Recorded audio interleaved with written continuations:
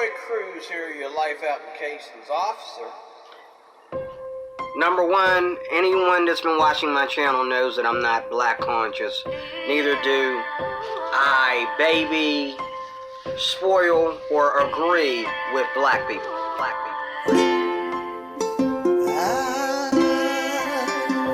I'm so hoarse. Just wanna thank you, Lord, that I can breathe today. Oh, I can breathe.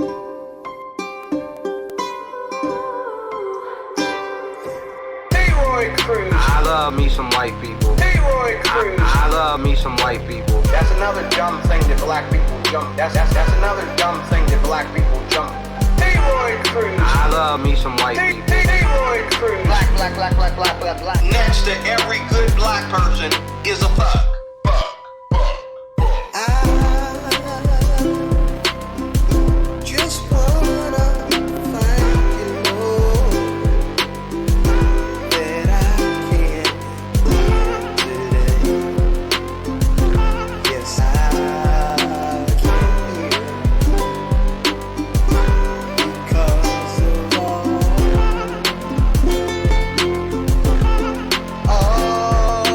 you've done in me.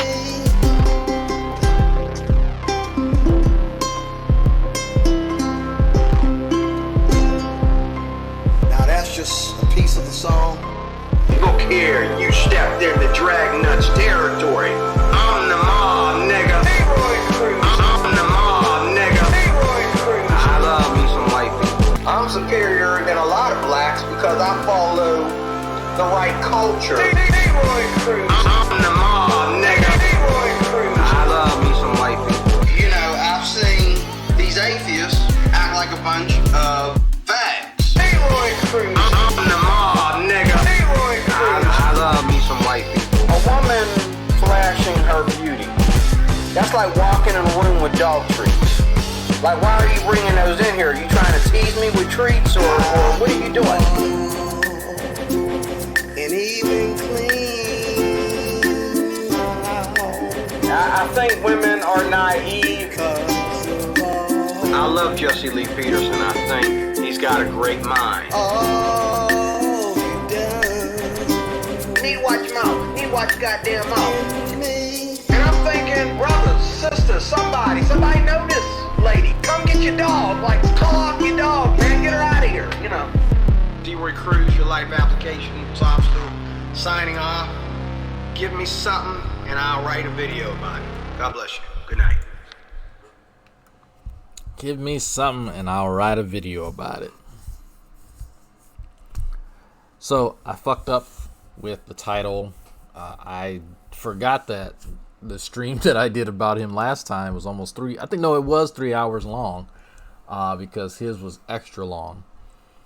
His normal length of videos around 45 minutes, and he's pretty good about that. Like, he is pretty consistent with the fact that his videos stay around 45 minutes, and for me that's perfectly fine. It makes it I get about an hour and a half worth of review out of it, so it works out really well. This one's kind of short, but I think this one, because I'm trying to at least do a bit of that whole practice what you preach sort of thing, and being better prepared for some of the things that he mentions, and being at least more cognizant of the points that he's trying to get across, because I think a part of his frustration is that he feels that I'm misrepresenting him, and I don't think so, but I'm pretty sure he believes the same thing. But the reality is, I myself know that he is misrepresenting me, and people who have known me for quite some time know that he's misrepresenting me on a number of fronts. And I'm not going to be like G-Man and D-Roy and then just say it. I'm not just going to make that claim. I'm going to give you examples of when he claims that I think all Christians I think all theists are just dumb. I think he said like a third of the world is just dumb. for believing in a God. I've never actually said that. In no way, shape, or form have I ever said that, nor have I ever even indicated that or alluded to it in any way, shape, or form. He made that up. D-Roy absolutely fabricated that, and he knows it. But I think that a part of it is he has a set of beliefs that he has acquired over the course of his, fairly long life, and he cannot be disabused of them. What D-Roy believed back in 1972 is what he's going to believe tomorrow, because there's strength in just being obstinate, it seems. Again, that's just the appearance that he gives me.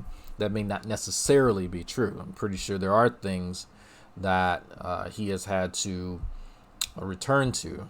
There are things that he can be disabused of at some point, but I think he allows his emotional parts of his mind override the logic center, if you will.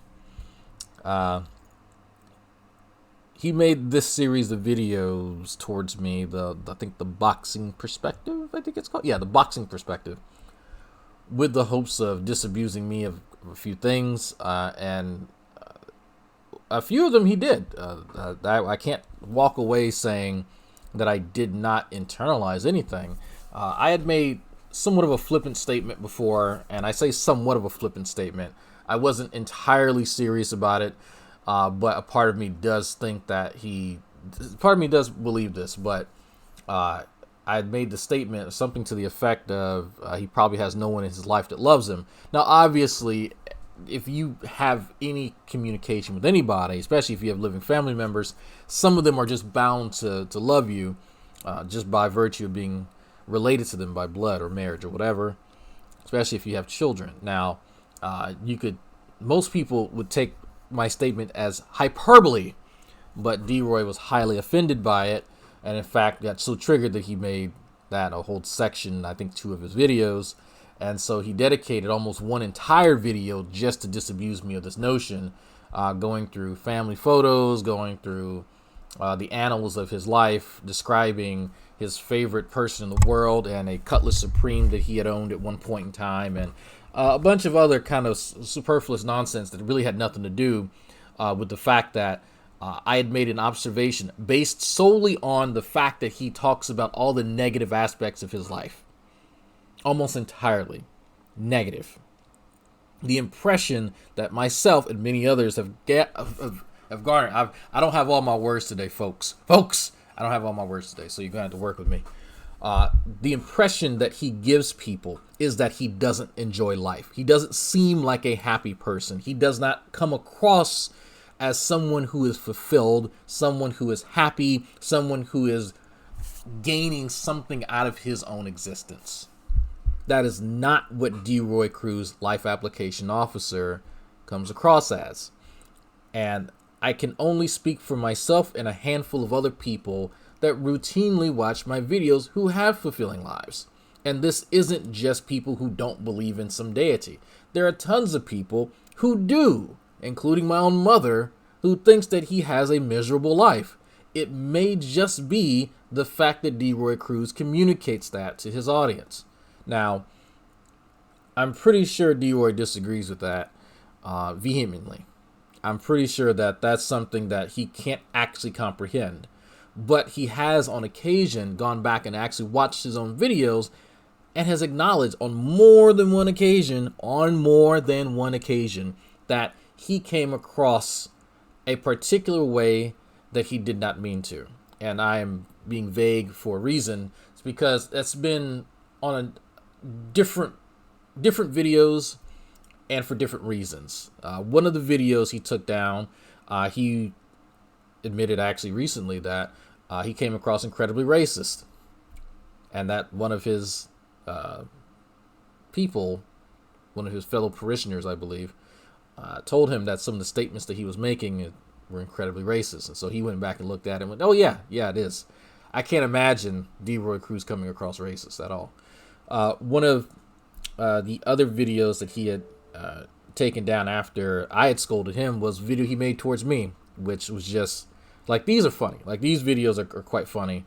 This one a little melancholy, but it was just absolutely stark raving lunatic mad.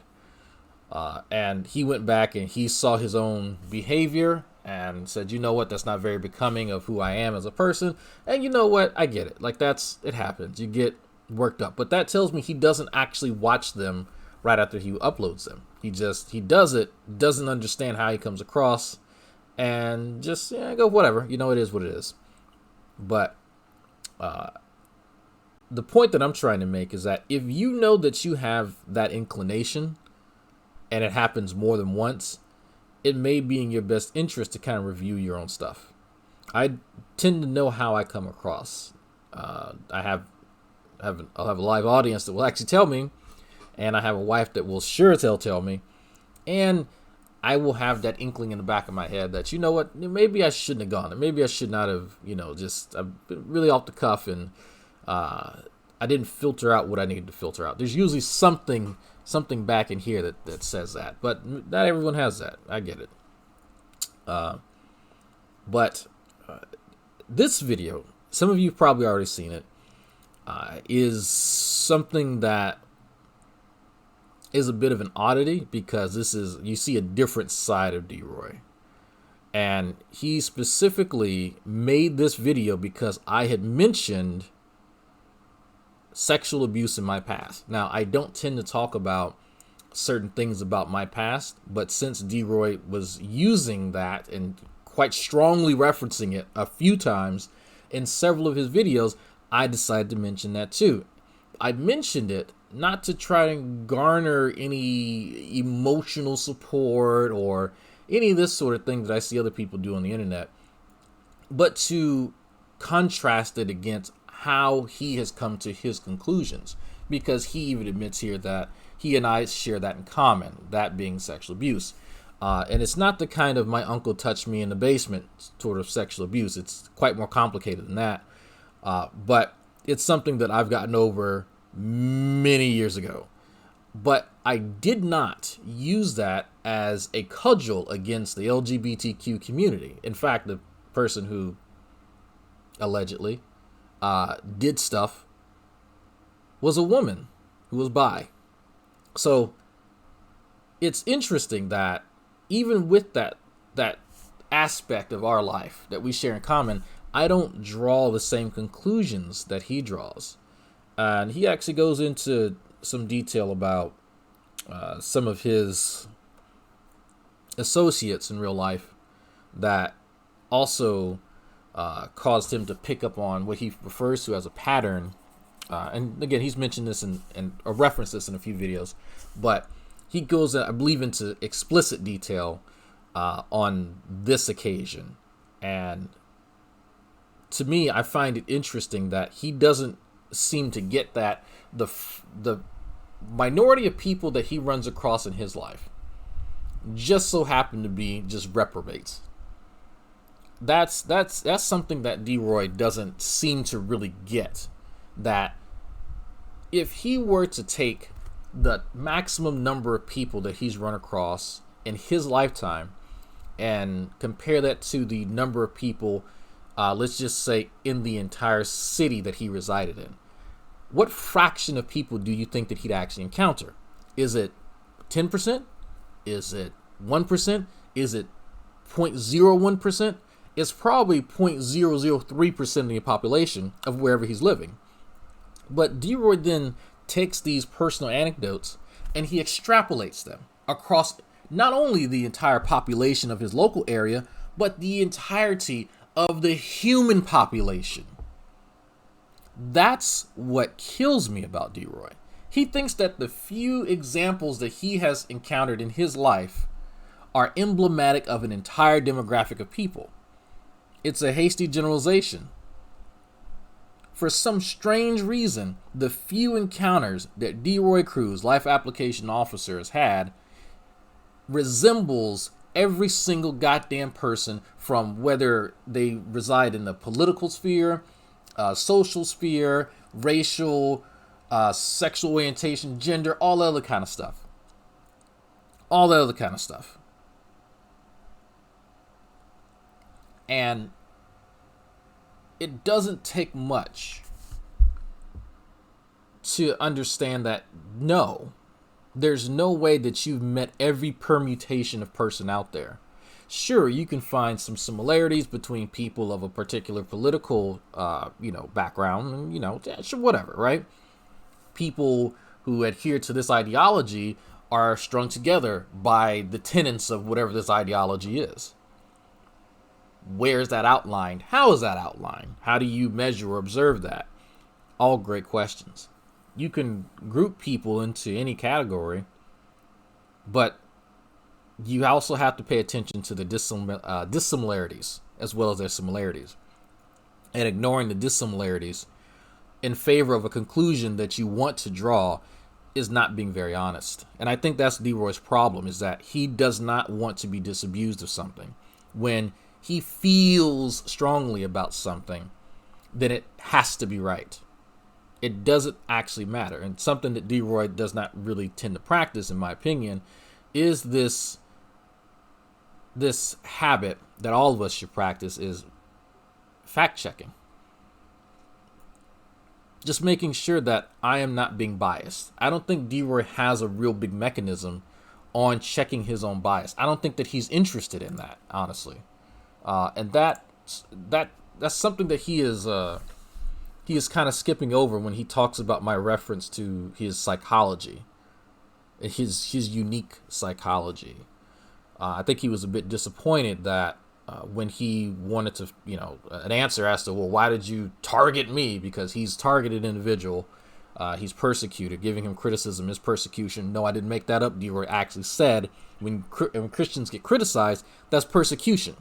That's not persecution, but that's how he couches it. That's, in his mind, a part of being that victim. That paranoia of someone sending him a friend request on a social media platform, on a public page, is akin to stalking. How he defined that and how he came up with that, he never explains, but he just says it because D-Roy is a victim. He can say that he's not, but in the same breath, he will indicate that he is being somehow victimized by me on the internet, someone several decades his junior, who is simply doing the same exact thing that he does. I am at a loss for how D-Roy Cruz sits in his home and has not figured out by now that the only thing that I do to people like him, people like G-Man and others, is that I reflect their behavior. D-Roy, for years, actually, sat and made videos towards people that he never actually understood or knew. D-Roy came up with all types of stuff about their life and about their character. But the second someone started doing it to him, he did not know how to handle it. Interesting. Given D-Roy's comments about people contacting somebody on social media, I find incredibly ironic because I never contacted him on social media until after, and that's specifically Facebook, until after he contacted me on 2 separate occasions, actually. I was made privy to D-Roy by someone else, but never actually interacted with him until he decided to start making videos about me. Didn't contact him on Facebook until he messaged me. But D-Roy is being stalked. D-Roy is a victim. D-Roy is paranoid. D-Roy loves to omit that. And that's why I get the distinct feeling that in all of these stories that D-Roy tells us, he omits certain aspects of his hand in all of it. You notice that D-Roy doesn't really tell you very much about how he initially interacts with people. We always tend to start in medias res, in the middle of the story. He'll tell you how his day was going. He'll tell you about the person, but he'll go straight to the conflict and how he responded to the conflict, not what he did to escalate it, not what he did to initiate the conversation to begin with. I find that interesting. I find that very interesting because D-Roy did it here.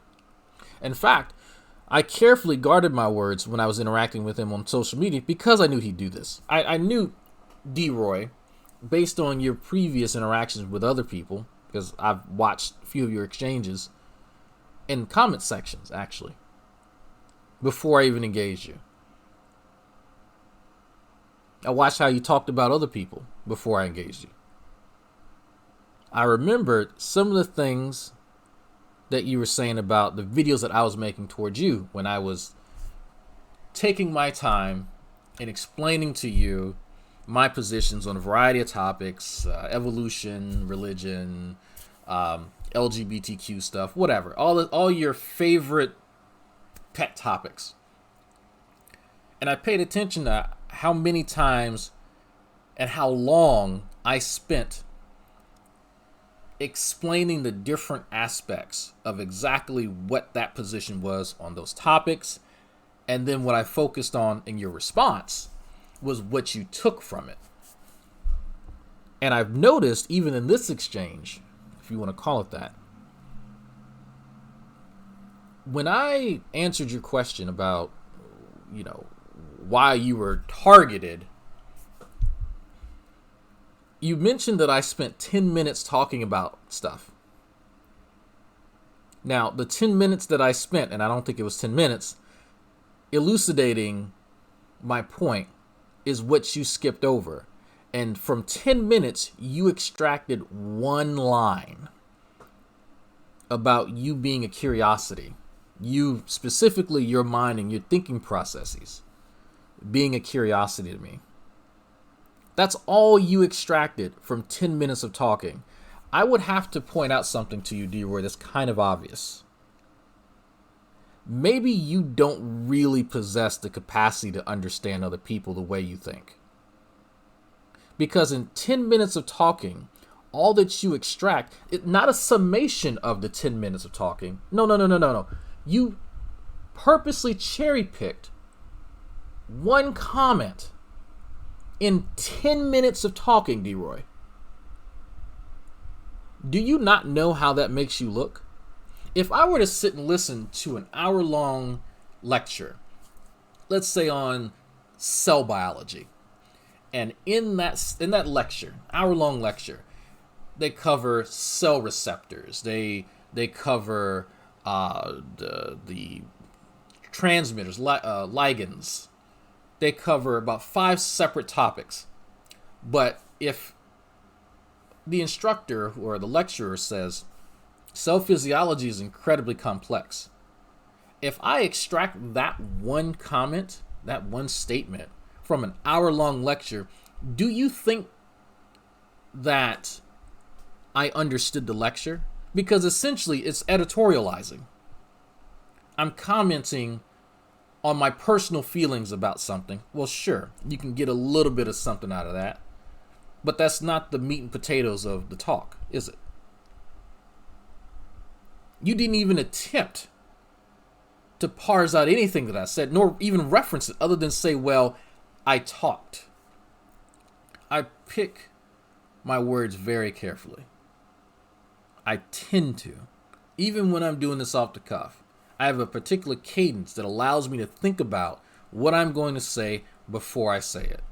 I don't tend to ramble in my conversations. Even when I'm talking to the camera like this, I can still do more than one thing.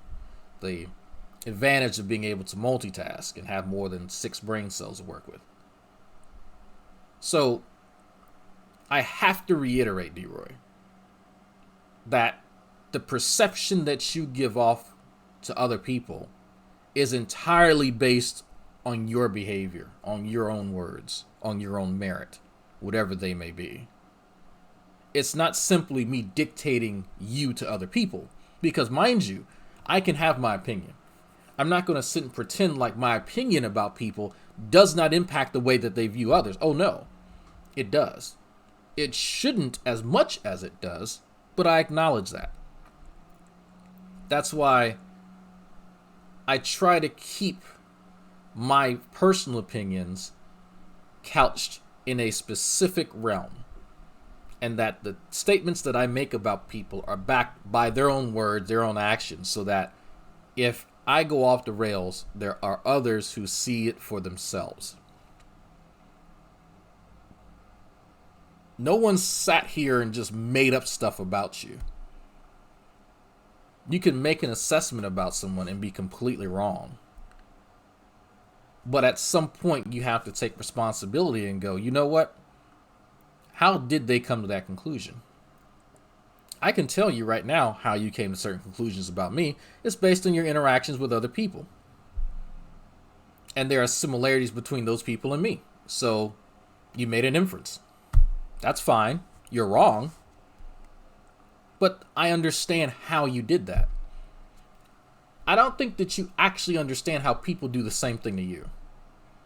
Because you're not willing to disabuse yourself of things about other people until it hits an emotional chord with you. Not a logical one, not a factual chord. An emotional one. Hence the tone, hence the title, hence the content of this video, which I'm going to play. Dewey Cruz here, your life applications officer.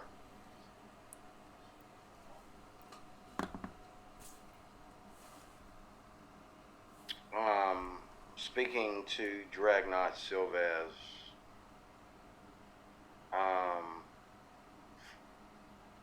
First of all, I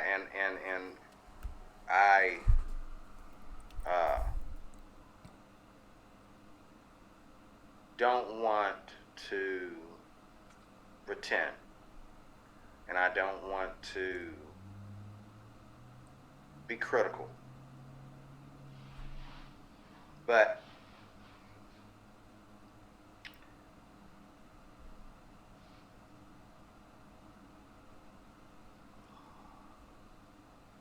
My last name is Silvis, by the way. I'm sorry. Silvis. Apologies for, the graphics. And you don't need to go back and tell me, oh, it's no big deal, I'm used to it, blah, blah, blah, blah, blah, blah, blah, blah, blah. I'm not. Okay? I'm from the Christian community. We don't spend our time going back and forth with people, talking about, putting our families in the middle of it, criticizing our families, and to top it all off, take things that happened in our lives that were negative, or things that are even currently happening in our lives that were negative, and using those things against each other. We're not allowed to really, if I really want to be a decorated Christian, so to speak, I'm not allowed to respond to adversity with adversity. I'm not allowed to respond to adversity with a sword.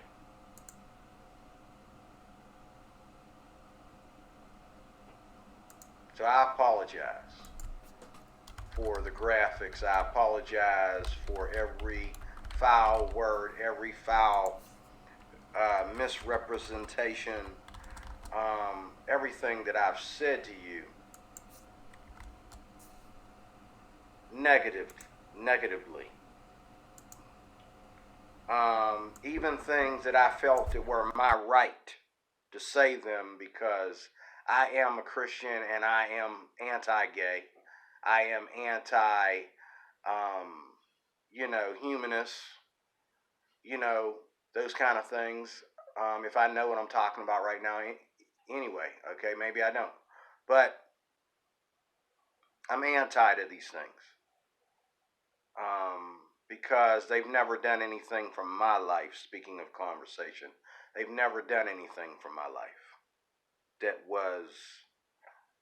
that didn't blow me off the map, to a place to where I don't want to be. To a place that I can't handle. To a place that nobody wants to be, actually, not even you.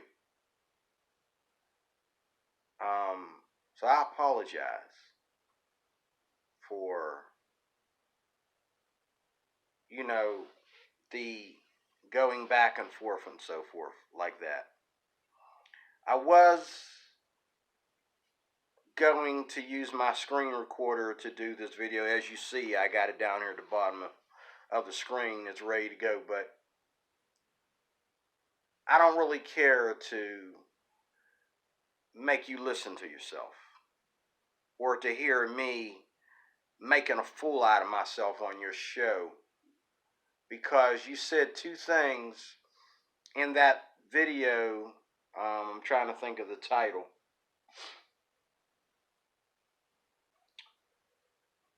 Because I've done about 2 or 3 videos since that one, but the one where I asked you the question, what are you trying to accomplish? Hold on.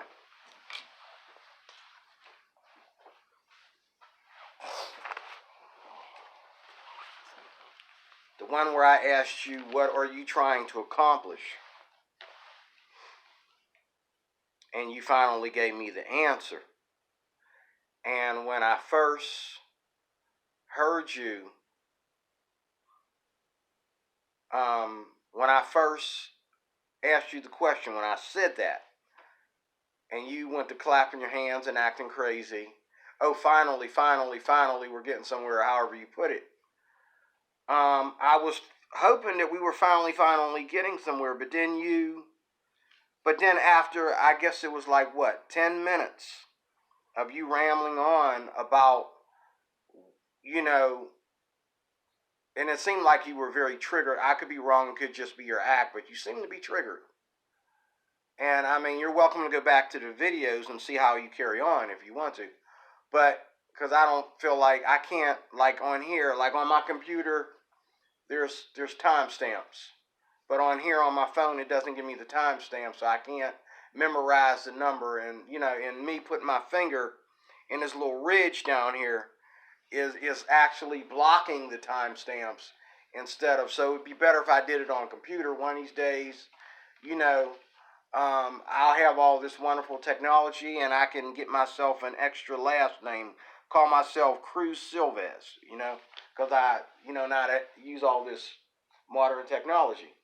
Okay, but I'm on my way to work, by the way, so, and I could have waited. So, I get this a lot. This idea that, or like I said, this notion that I'm somehow triggered by the stuff that I guess some of these guys say. No, I'm not. There's one occasion when G-Man pulled a bullhorn that legitimately triggered my PTSD. Other than that, you're not going to see me triggered. Now, I think that when I get really animated about something, that's what people are interpreting as, I guess, anger. But no, I do actually get excited, and some of it I do for comedic value. But then there are other times, and I thought that I was expressive enough that people could tell the difference when I'm insulting someone a lot more, and I'm looking directly into the camera, rather than me just kind of flailing my hands and just being, again, expressive. But I thought it'd been obvious to most people the difference. So no, you're not going to see me trigger, D-Roy. Unless I watch some of your other videos, which some of them are just ignorant. There's not a nice way for me to say it. But then I'll be expressive. There's nothing that you can really say, D-Roy, to trigger me. Not in the way that you think, but no, I appreciate you saying, it could be wrong about that. But that's, yeah. So I'm not gonna sit here and beat you up on that. Like you've already acknowledged that you could be misinterpreting, which I think is an improvement. I actually give you props for that, because I don't think you're used to doing that. My impression, at least, of you, and again, I could be wrong, was that you simply feel something and you just say it. Like you don't have a real big filter on that, and you're not interested in being disabused of it. And so I'm glad to learn that you are capable of course correcting, which you have shown some signs of, which I think is somewhat an improvement, or maybe not an improvement, but maybe it's something I've missed, because I don't review all your videos. There are other videos that you have that I'm sure that you show different sides of yourself or different qualities that I may miss. And so that may be a part of it. It's just maybe. Waited to do this, but if I have a plan, I'm less likely to say stupid stuff. If I have somewhere to be and something to do, and I'm not just chilling, I got to do everything decently and properly and in order, then I'm most likely to be careful what I say. Or I'm more relaxed even in that regard, to where I didn't like the way the video came out, so redo it. But this is one day out of many that I'm not here to go back and forth with you. I'm not here to give you a piece of my mind, and then I just can't help myself. I got to go back to your channel and see if you gonna give me a piece of my mind, give me a piece of your mind, because I gave you a piece of my mind, and we're just gonna go back and forth, back and forth. So I've known this about D-Roy very early on, that, and he's somewhat admitted this in the past, he enjoys it. He does actually enjoy it. It frustrates him now. It's the two-edged sword. It's the double-edged sword. He enjoys having the back and forth. Like, that aspect of it is exciting to him because it's something that he's not really experienced, and you don't really get a chance to do that all that often.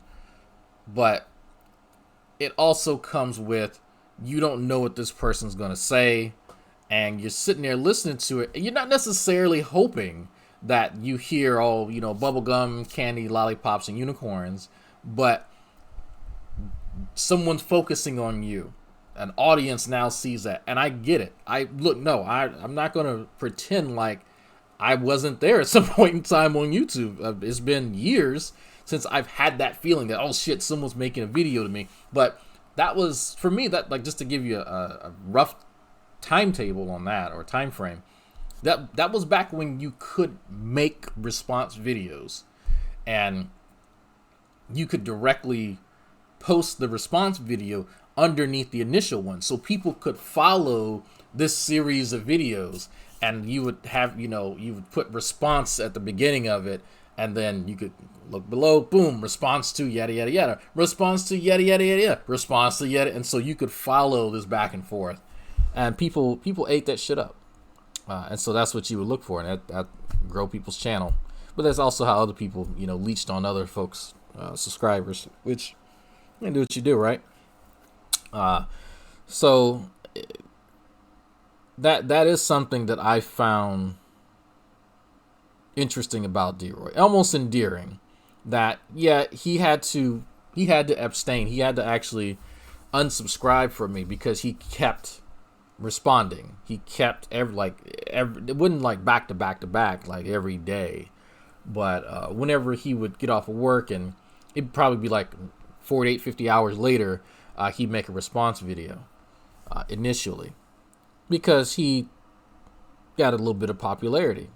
It wasn't the type of popularity I think he wanted, because D-Roy, like a lot of people, not just D-Roy at all, not just him, a lot of people aren't looking for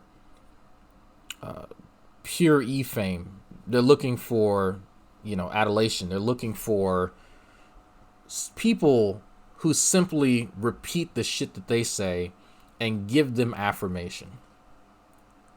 D-Roy would fall into that category. He's not that great with criticism. And like he said before in the other video, anybody criticizing a Christian is persecuting them. So he feels persecuted when someone gives him criticism. Now it's interesting because he didn't qualify it, which I can I can make all type of assumptions. Let me just say that. I can make all types of assumptions based on him saying that, because he did not qualify it. Based on his behavior, I'd surmise that he isn't interested in constructive criticism, because some people have actually given him that. I've looked at other videos. Some of them I reviewed, some of them I didn't. And somebody took the time. I remember distinctly, actually. I'm going on a tangent. I'll get back to the topic in a second. Someone took the time and they typed out probably 3 paragraphs worth of a response to D-Roy. There was nothing inflammatory about it. It wasn't, didn't have all the graphics I think he means gratuitous or grotesque, but he's anyway. Anyway, yeah, I'm picking on you using words, D-Roy. It's fine. But there was nothing really inflammatory about anything. This person sat through his entire video. It was about 45, 50 minutes long. And they summarized his points of contention. Because there was about 3 to 4 of them. One of them was kind of incoherent. So the person was like, hey, I really understand what you meant by this. But yada, yada, yada, yada, whatever.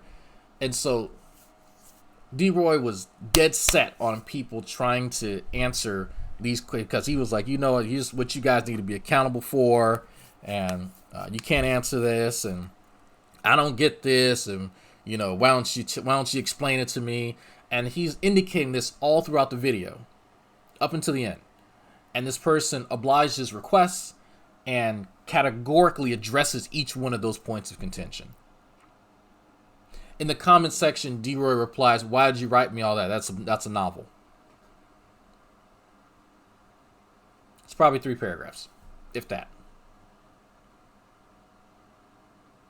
So I looked at that exchange. I'm not sure if I might have reviewed that video, but I remember looking at it in one of the videos I was reviewing. It might have been the same one, it might have been a different one, but I remember showing that I find it interesting when people give him the feedback he asked for, he doesn't actually want it. He complains about it. He couldn't say that it was mean. He couldn't say it was evil people saying evil things and mean things to him. Very cogent, not too concise, but it was very thorough. And you'd have thought that someone who took the time to make a 45, 50-minute video could take 5 minutes to read and address the very thing he was asking for. But I think that was one of the defining moments for me that indicated that D-Roy's not really interested in people responding to him, outside of people saying, yes, D-Roy, you're right. That is the only thing that he really wants to hear from other people, just completely acquiescing to whatever it is that he says. Just roll over. Absolutely no pushback to what he's saying. Simply agree with him. Because he's D-Roy. Just agree with him. That's all he wants. That's what that showed me. His response to me on a number of occasions, didn't matter what the topic was met with pushback from him because I wasn't just rolling over and accepting the things that he was saying. I was challenging him. I dared challenge D-Roy. It wasn't that he could substantiate the things that he was saying, because me being me, I'm like, where's your receipts, my man? Oh, I have this personal anecdote. Yada, yada. I met this type of person. Okay, that's interesting, D-Roy. Bit fallacious, but okay. I have a very similar anecdote from my life, and I don't draw that conclusion. So if we're accepting anecdotes, and we have very similar ones, and we're drawing similar conclusions, which one of us is right? How do we figure that out? These are great questions, but D-Roy's not ready to go to step 2. He's stuck at step 1. He's already come to his conclusion. He doesn't want to be disabused from it, and you simply just need to agree. That old crotchety man stereotype is starting to come out. I know everything. But a bit about me. D-Roy, I grew up with someone like you. My stepfather was a lot like you. He didn't know very much. He still doesn't know very much. In fact, one of the health problems that he has right now is being influenced by the fact that he was so obstinate. And I given him a piece of advice, the same piece of advice a physician, for some reason, misled him on, that could impact his life. That same mindset. He knows every goddamn thing, and he doesn't. Not even close. I know more than him. Far more than him. Almost every topic he can imagine. Other than doing cocaine in Vietnam. He knows and having sex with Vietnamese prostitutes. He's pretty knowledgeable on that. Outside of that, there's very few things. But it is what it is. So, I am very familiar with your mindset, D-Roy. I grew up with someone like you most of my life. But it's also endearing. I also empathize with you because of that. And so, if that is something that you want to hear, then fine. I have no problem acknowledging that. But that also knows that also, I guess, would kind of let you know where I'm coming from and that I know you can do better. Does that make sense? Because yes, I am directing this to you because I know you will actually watch this video, given the nature of this one. Fourth, because that's not the right thing to do, and it's not helping. We are getting absolutely nowhere.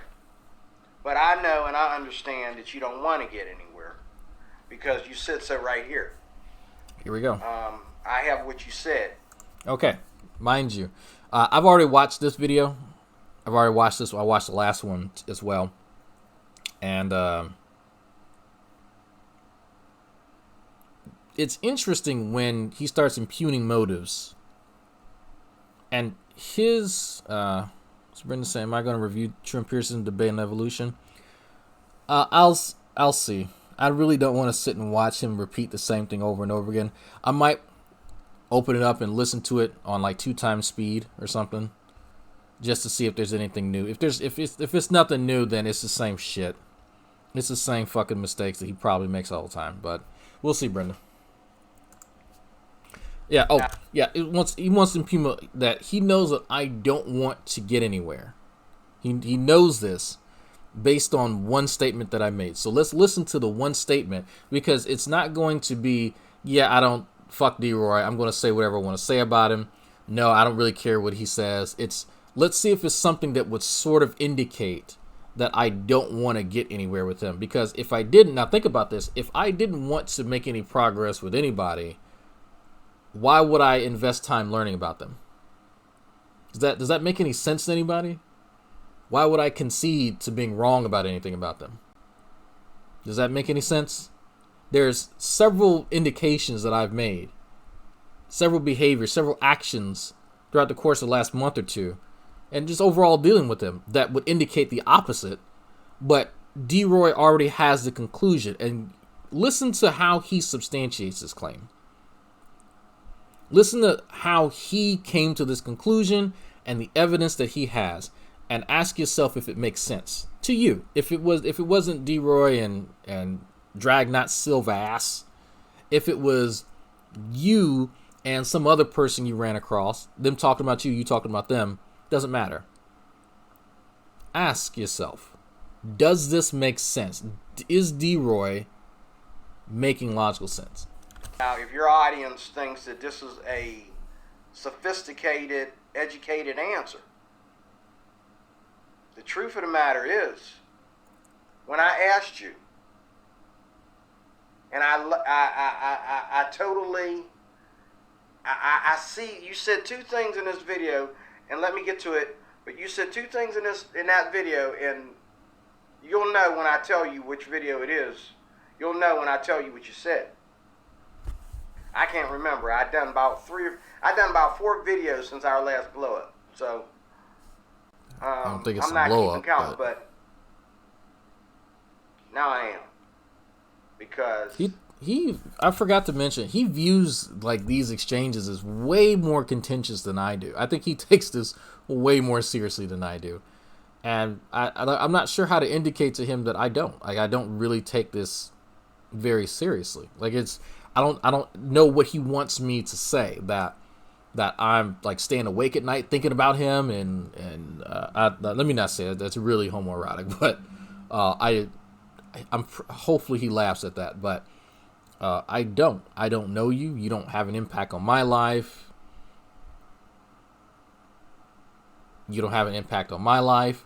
So I don't know really how to communicate to you, D-Roy, that this isn't contentious. Like, I do this because it's fun.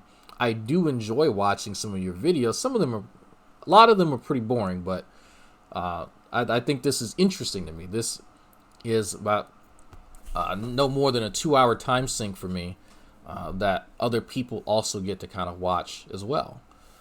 But I don't hate you. I don't think this is really I mean, maybe slightly contentious at times, but no, I don't think so. I don't know. I think you take it a little bit too seriously. Now I understand. Now I have closure. Now I know closure is dealing more with death, but the closure as to why this happened, the closure as to why you are like you are, the closure to why I am the way I am. Okay, I know now. I have my answer. Oh. And I wanted to know, what is it that drives you? And I asked you this question. I says, what is it? What are you trying to accomplish? What are you trying to accomplish is what I asked you. Mm-hmm. And after taking like 10 minutes or more, rambling on about, I don't want to say nothing, but it took you like 10 minutes to get to the point, and I'm looking at the video, and I'm doing like this with my watch. Dude. Now, this is what I was talking about before, where he mentions that he asked me a question, what am I trying to accomplish, right? So there's he thinks that there's an ulterior motive, there's a goal in some way, shape, or form. That's the question, and he wants to know what it is. Now think about that question and the fact that he just said, I spent 10 minutes talking about it.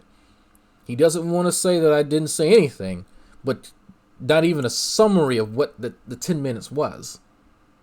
But listen to what he extracts after that 10 minutes. Just listen to it. It was a very simple question. Come on. Let's get to it. Simple question. Then you gave the answer that is no answer. I'm sure you have a better answer than this. I gave an answer that was no answer. So for one thing, I want you to pay attention to the fact that it was a simple question, right? It's a simple question, and that I gave an answer that wasn't an answer. Meanwhile, he skips over 10 minutes of context to what he's about to actually tell you was my non-answer.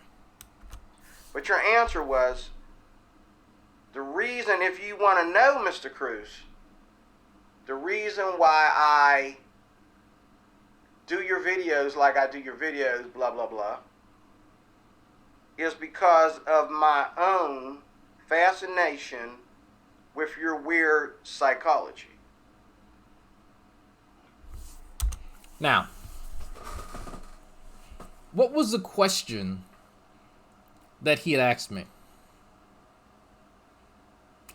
I have to focus on this because I talked about this at the very beginning. If you guys weren't here, go back. I'm not going to really summarize it that much. But I spent quite a while giving a bit of a spiel at the beginning of this review, talking about this very scenario where D-Roy hears things. He hears people speak, but he doesn't know how to summarize what people are saying. And so he skips over it until he can find something that aligns with a conclusion he's already drawn. And he'll just slap it on there. The context doesn't actually matter to him. Because the question had to do with a goal or motive. Not why I chose to do videos about him. That response that I gave right there was my reasoning for why I do the videos. It has very little to do with an ulterior motive or a goal. And I'm not sure why I have to draw this distinction between these two things, but if my motivation for going to school for the goal of obtaining a job is why I even go to school, like that's just, I'm not sure how to articulate how that's just not even in the same vicinity. What you chose to extract, D-Roy, wasn't really germane to what was there. You skipped over the actual answer because you couldn't understand it, and then chose a comment not really associated with what you had originally asked, but then acknowledged that it was a non-answer. So you chose to skip over the real answer and pick something that wasn't the answer to begin with. And you don't understand. I don't know how to explain to you, D-Roy, that that's a D-Roy problem. That's not a Dragnot problem. There's no way for me to explain that any nicer to you. If you purposely pick over and actually preclude 10 minutes worth of an explanation, and then you decide after that you're going to find a comment not included in the actual explanation or response to use as an answer, then that's D-Roy fucking up. If I ask you, D-Roy, well, why do you stay at your current job? And then you take 10 minutes to explain to me the history of how you became a subcontractor for this organization and your financial situation. And I go, yeah. And then you say, well, I don't like people at my job. Well, okay, well, D-Roy stays because he doesn't like people at his job. Like that'd be akin to me doing that. I just pick out something that you say that really didn't have anything to do with the answer I was looking for. I just pick something. Let me just reach into a hat and find words in a particular order and then associate it with whatever the hell I want. This is part of the problem, D-Roy. You acknowledge that this was a non-answer. That's because it wasn't the answer to the question. That was me commenting on some other aspect of what we were discussing. Because throughout my review, I talk about a myriad of other things loosely associated with what we're talking about here. And even I go on tangents. It would be best if he asked for clarification. But he decided to purposely pick out something that wasn't the answer and then complain about it. But that's a problem. Why? Not because... Notice that he didn't even tell you what the 10 minutes was. He can't even summarize. He can't even reference it. It's because he didn't understand it. The answer was too complex for him to understand. That's what I get from it. That may be wrong. I may be absolutely off base by that. Absolutely fucking wrong. Ron, as Shani likes to say. But at some point, D-Roy has to go, well, if I had to skip over 10 minutes of a response, maybe there's something in that 10 minutes that answers my question that I just don't get.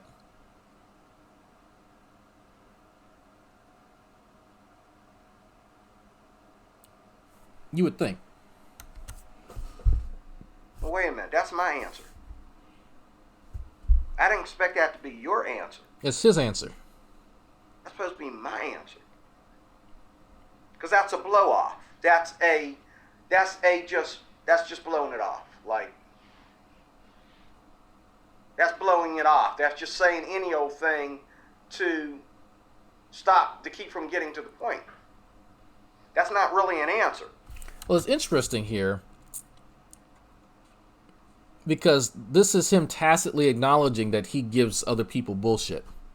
Like, if this is just a blow off, this is just a cop out, then he's acknowledging that's exactly what he does. Let me be very curt, D-Roy. Very, very curt here. I'm not sure how you gain closure with anything when this is a known practice of yours. How do you gain closure? Or even let me go a level deeper here. How do you have productive conversations with people? I'm genuinely curious about that. I'm sure you do. Like, I'm not saying that you don't, but I'm genuinely curious because you don't seem very interested in understanding what people say. You seem more interested in trying to warp what they say into something that you can comprehend rather than asking them to clarify or rephrase it. For some reason, it doesn't, at least it's not indicated to me, that you take your time to try and understand what people are saying. Because you've misrepresented me numerous times. I think mostly unintentionally. But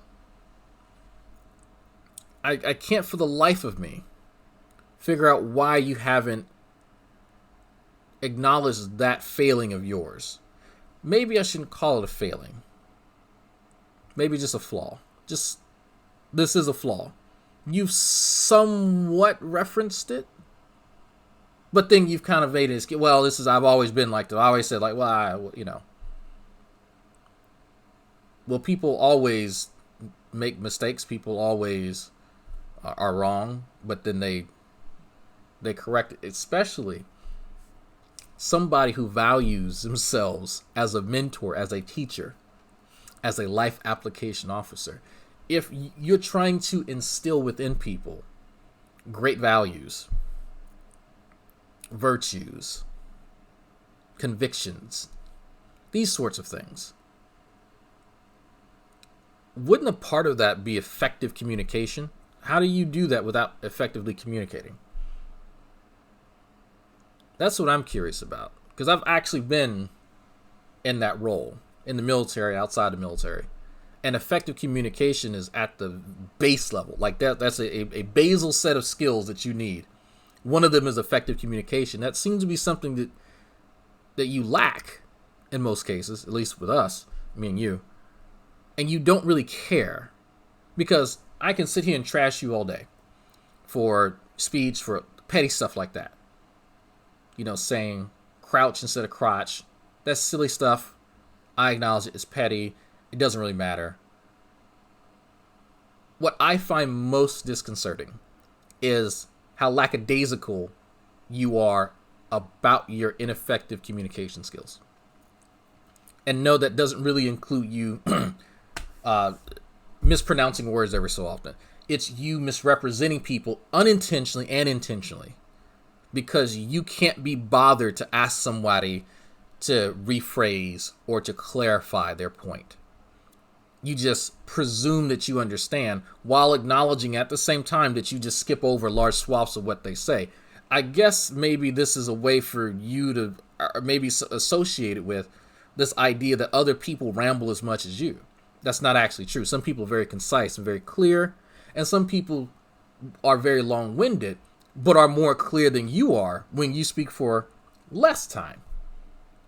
I'm not really sure. Could be wrong. Feel free to challenge that, but I can't skip over this. When I ask you, why do you deliberately target certain people? Because of my own fascination with your weird psychology. And That's a separate question. I don't know how many of y'all caught that. Was my kid's teacher just sent me a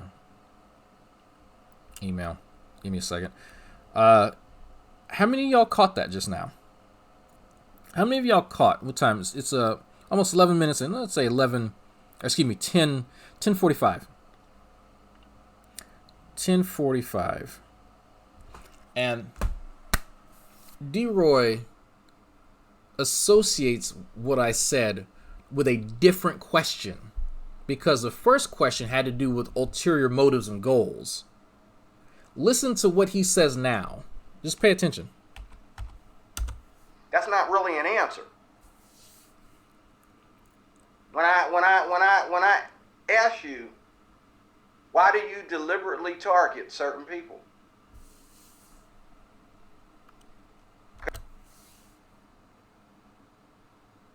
Why do you deliberately target certain people?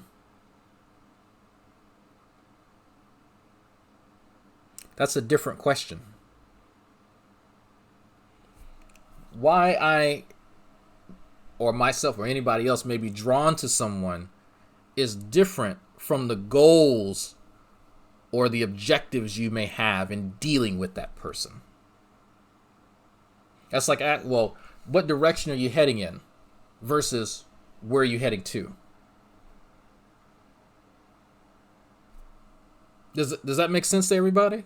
Those are two separate questions. Now, D-Roy's associated my answer with two separate questions. Maybe he misspoke, which I'm guessing he did. But it's little stuff like that. Little stuff like that is what I pay attention to. Because, D-Roy, if you at no point in time really understand what I'm answering, then, again, I cannot stress this enough. I said it in my last video about you. This is a D-Roy problem. This is not a Dragnot problem. This is a D-Roy problem. I'm paying very close attention to what you're saying. I have listened to this before. I don't need to write things down because I have enough mental RAM and mental acumen to handle what you're saying and remember statements that you've made earlier. I have a running memory of statements you made, and there's something that clicks in the back of my mind when you start to bullshit and when other people start to bullshit. So maybe that's something that you can't do at your advanced age, whatever, right? It is what it is. But I would think that if you sat down and you wrote down what I said, maybe it would help, quite possibly, if you did write down a timestamp. If you did write down what your question was, and if you did not skip 10 minutes of the immediate response, and not cherry pick what you want to associate with the answer to your question, right? Just saying. Because of my own fascination with your weird psychology. And you want to see how far it goes? Well, you want to see how far my weird psychology goes? All you got to do is read the book of weird psychology. It's called the Bible. And you seem to forget that. So the Bible is not a book of psych. It contains bits and pieces of lots of things. It's an anthology. It is bound to contain some aspect of someone's psychological state of being or reference to it, but it is not a book of psychology. Psychology books are books of psychology.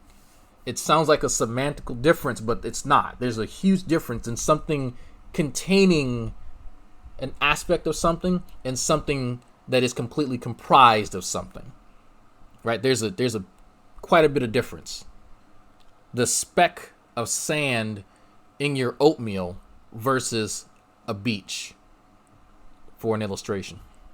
Seem to forget that everything, your community, now maybe you can keep it going by not admitting what your community believes or saying that you don't agree with other atheists, and that kind of helps you have ammo for entertainment. That gives you ammo for. So here we go with D-Roy presuming a whole lot about me.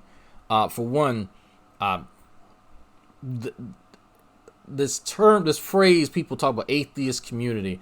I fellowship with a lot of people who are non-believers and believers, people who are pagan, people who are Christian, whatever. If there's no one community that I reside in, so I'm not sure how you've or what group that you're saying that I associate myself with. But if you just want to pigeonhole me, then that just seems a bit dishonest on your, because what you're implying here, D-Roy, is that I'm simply feigning my disagreements with other non-believers for entertainment purposes, which is stupid. Which would make me unpopular for people. Like, I'm not sure how that would help me, just so I can have leverage in a conversation with somebody, with you. D-Roy, if I'm, let's think about what you just said for a second, D-Roy. If I am actually ingrained in some greater atheist community thing, especially being associated with Matt Dillahunty, Arn, all these big name folks, and I'm simply feigning my disagreement with others for entertainment, how does that actually benefit me? Wouldn't it benefit me more to agree with them and just to shit on you? I'm trying to understand how your mind or how you think any of this works. Because something tells me you just use that phrase, you really don't understand what the different atheist communities are. Because some do exist. They're loose communities, but you could call them, some of them even name themselves, like Atheist Community of Austin. But you don't actually know my association with any of those organizations. So let's not play pretend, D-Roy. For entertainment, saying that you disagree with other atheists, saying that you disagree, you're on your do. own with this is your thing, Yes. you're going to do it your way, Yes. ain't nobody in here telling you what to think or believe or whatever. That's true. Fine, but it's also an oxymoron because Is it? you have to pick your team, you have to pick your side. No, I don't. There's no picking teams and sides. You know, if you want to know if I had to choose, I'm on Team Dragnot. That's what team I'm on. Because I've excoriated non-believers just as much as I've excoriated believers. And like I don't know what to tell you, D-Roy. You acknowledge that you don't know much about me. And this is, you want to talk about like just things that contrast with one another. You admit that you know very little about me, but you somehow know what I spend my time in. How do you know what communities I reside in and where I spend my time? I'm genuinely curious, D-Roy. Other than you seeing me appear on AXP, do you know how much time I actually spend, let's say, in the atheist community of Austin, ACA? American Atheists? What about the Houston Atheists, the community here? They meet just up the street from me. How much time do you actually think that I spend with them? Do you think I'm a member of any of those? How do you know that, D-Roy? You don't. This is you making shit up again. You wonder why. Yeah, he doesn't know what oxymoron means. He doesn't. But this is the stuff that I'm talking about, D-Roy. You make shit up about people. And then you wonder why things go downhill with you. I see why you get into these blow-ups with people. Because you fabricate things. You make things up. You contrive them. Just so you can have something to argue with. Because you need leverage in a conversation. So you're just going to make shit up.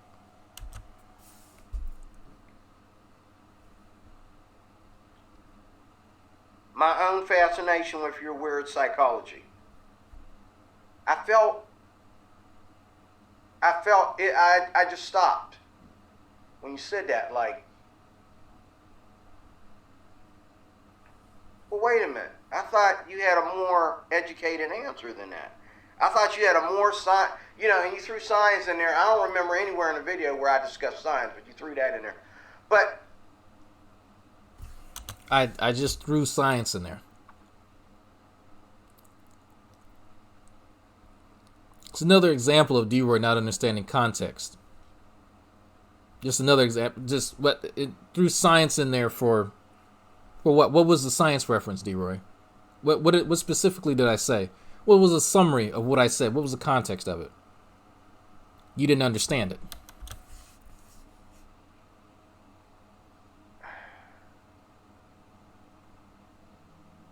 I was expecting you to say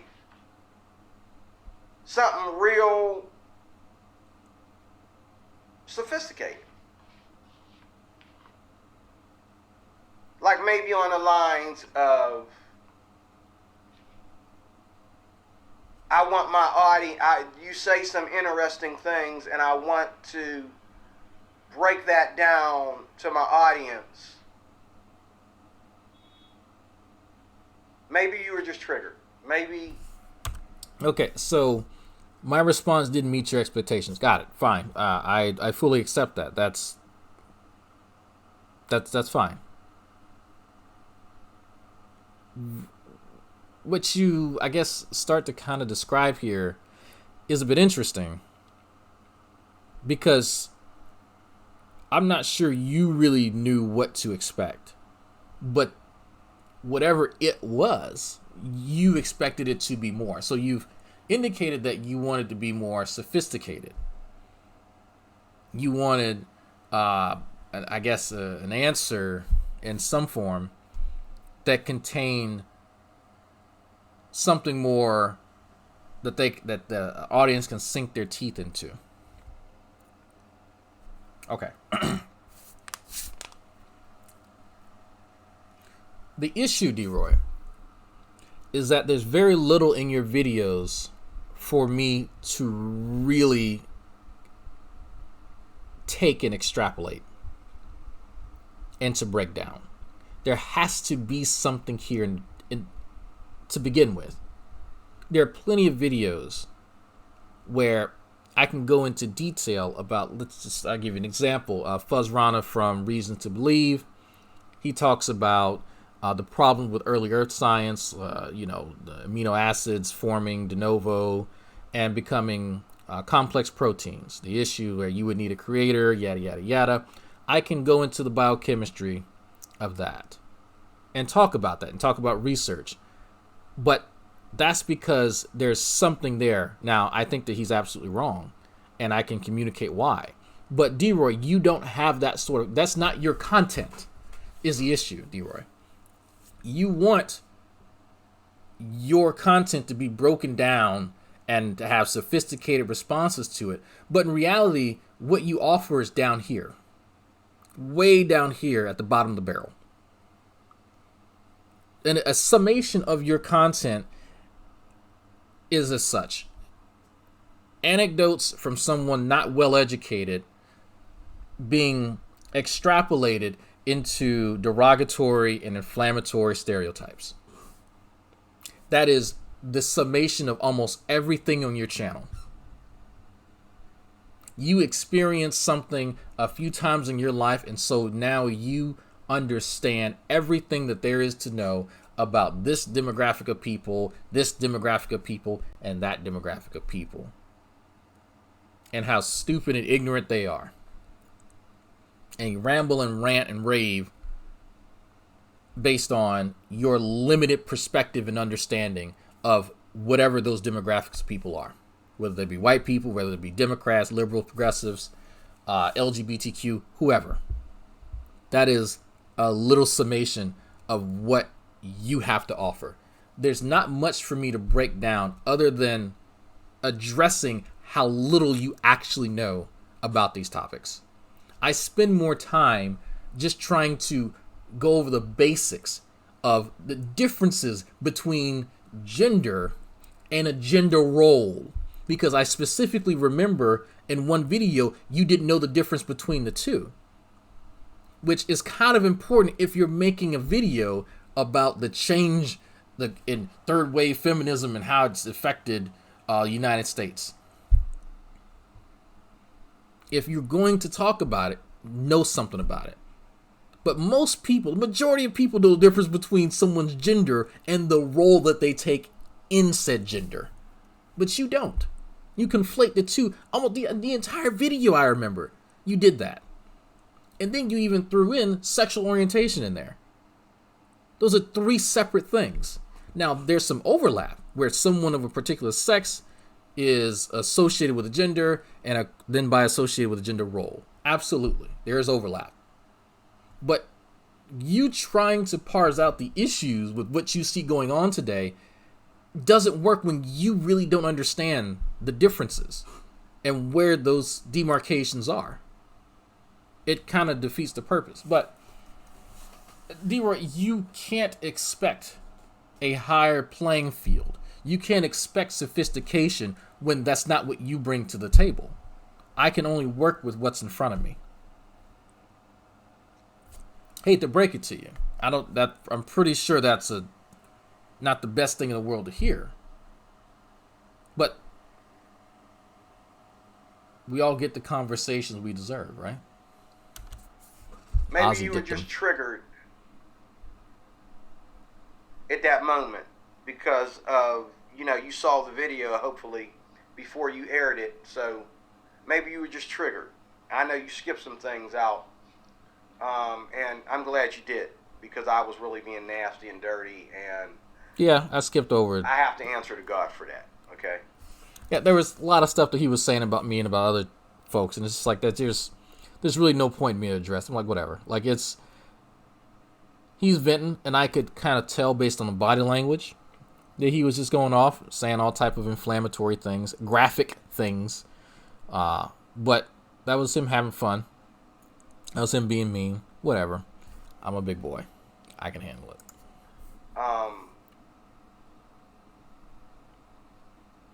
The other thing is that you said, now, mind you, you said this within the first less than an hour of the video. We got to the point of why you target my videos. We got to the point of that. And your answer was, my own fascination with your weird psychology. Actually, it's not psychology. It's belief. You can just, maybe you're trying to be nice to me by saying psychology, but no, it's what I... Okay, so, again, here we go with understanding terms. Now, most people, when you guys heard me say his weird psychology, I'm not going to say, because I know that he watches, I know he was going to watch that. What I should have said was that I think that you have a broken epistemology. I think there's an epistemological toolkit that you possess that is absolutely flawed, and that it is not very useful to you as it would be to other people, and that you don't have a rigorous system of fact checking. I should have said that, but I know that you really don't know what any of that means. So for me to communicate that to you and to other people who may not know what an epistemological toolkit is, saying weird psychology is an easy way to communicate that point. This is me being cognizant, D-Roy, of my audience, you specifically.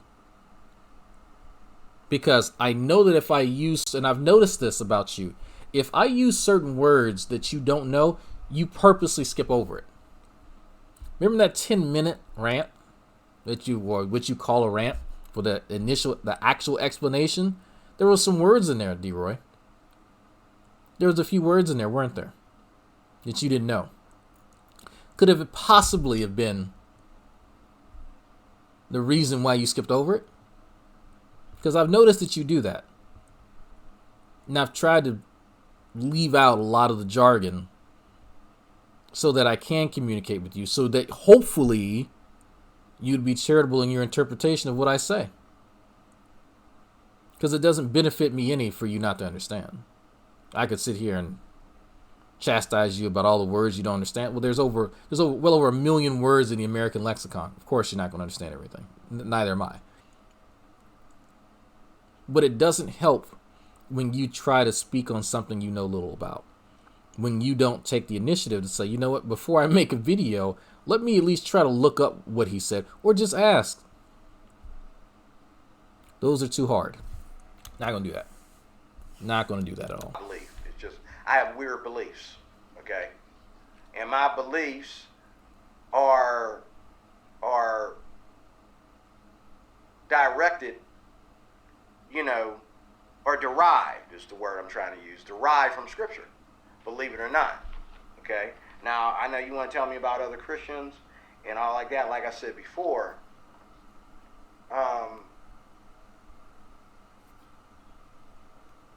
there's a big separation, and if we don't respect that separation, then we're not really Christians, we're not really atheists, we're not really Muslims, we're not really anything.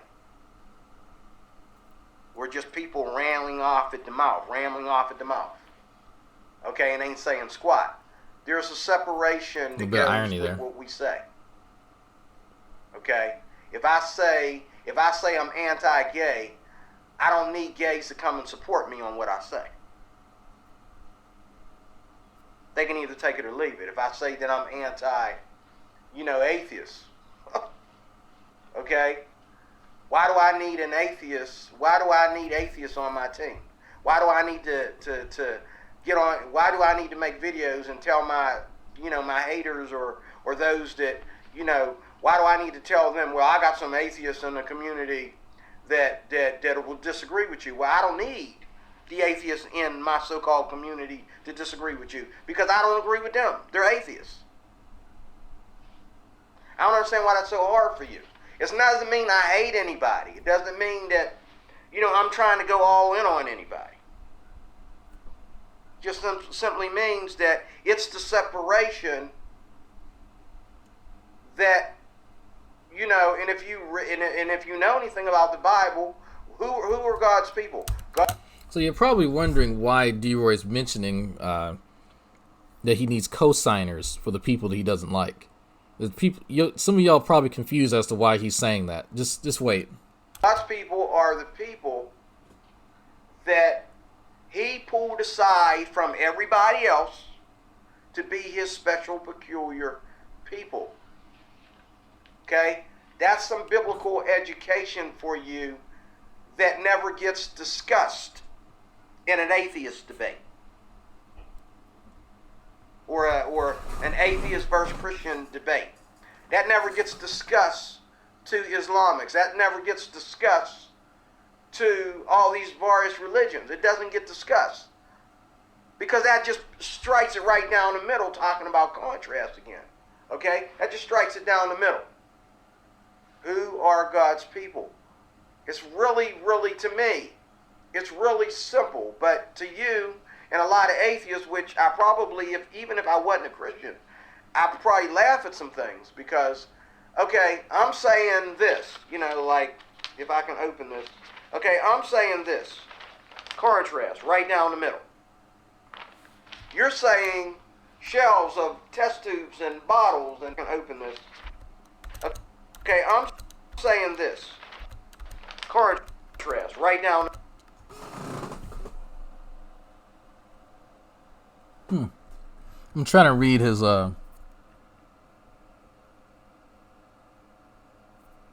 Okay, my own weird fascination with your weird psychology. So he did write that down. In the middle.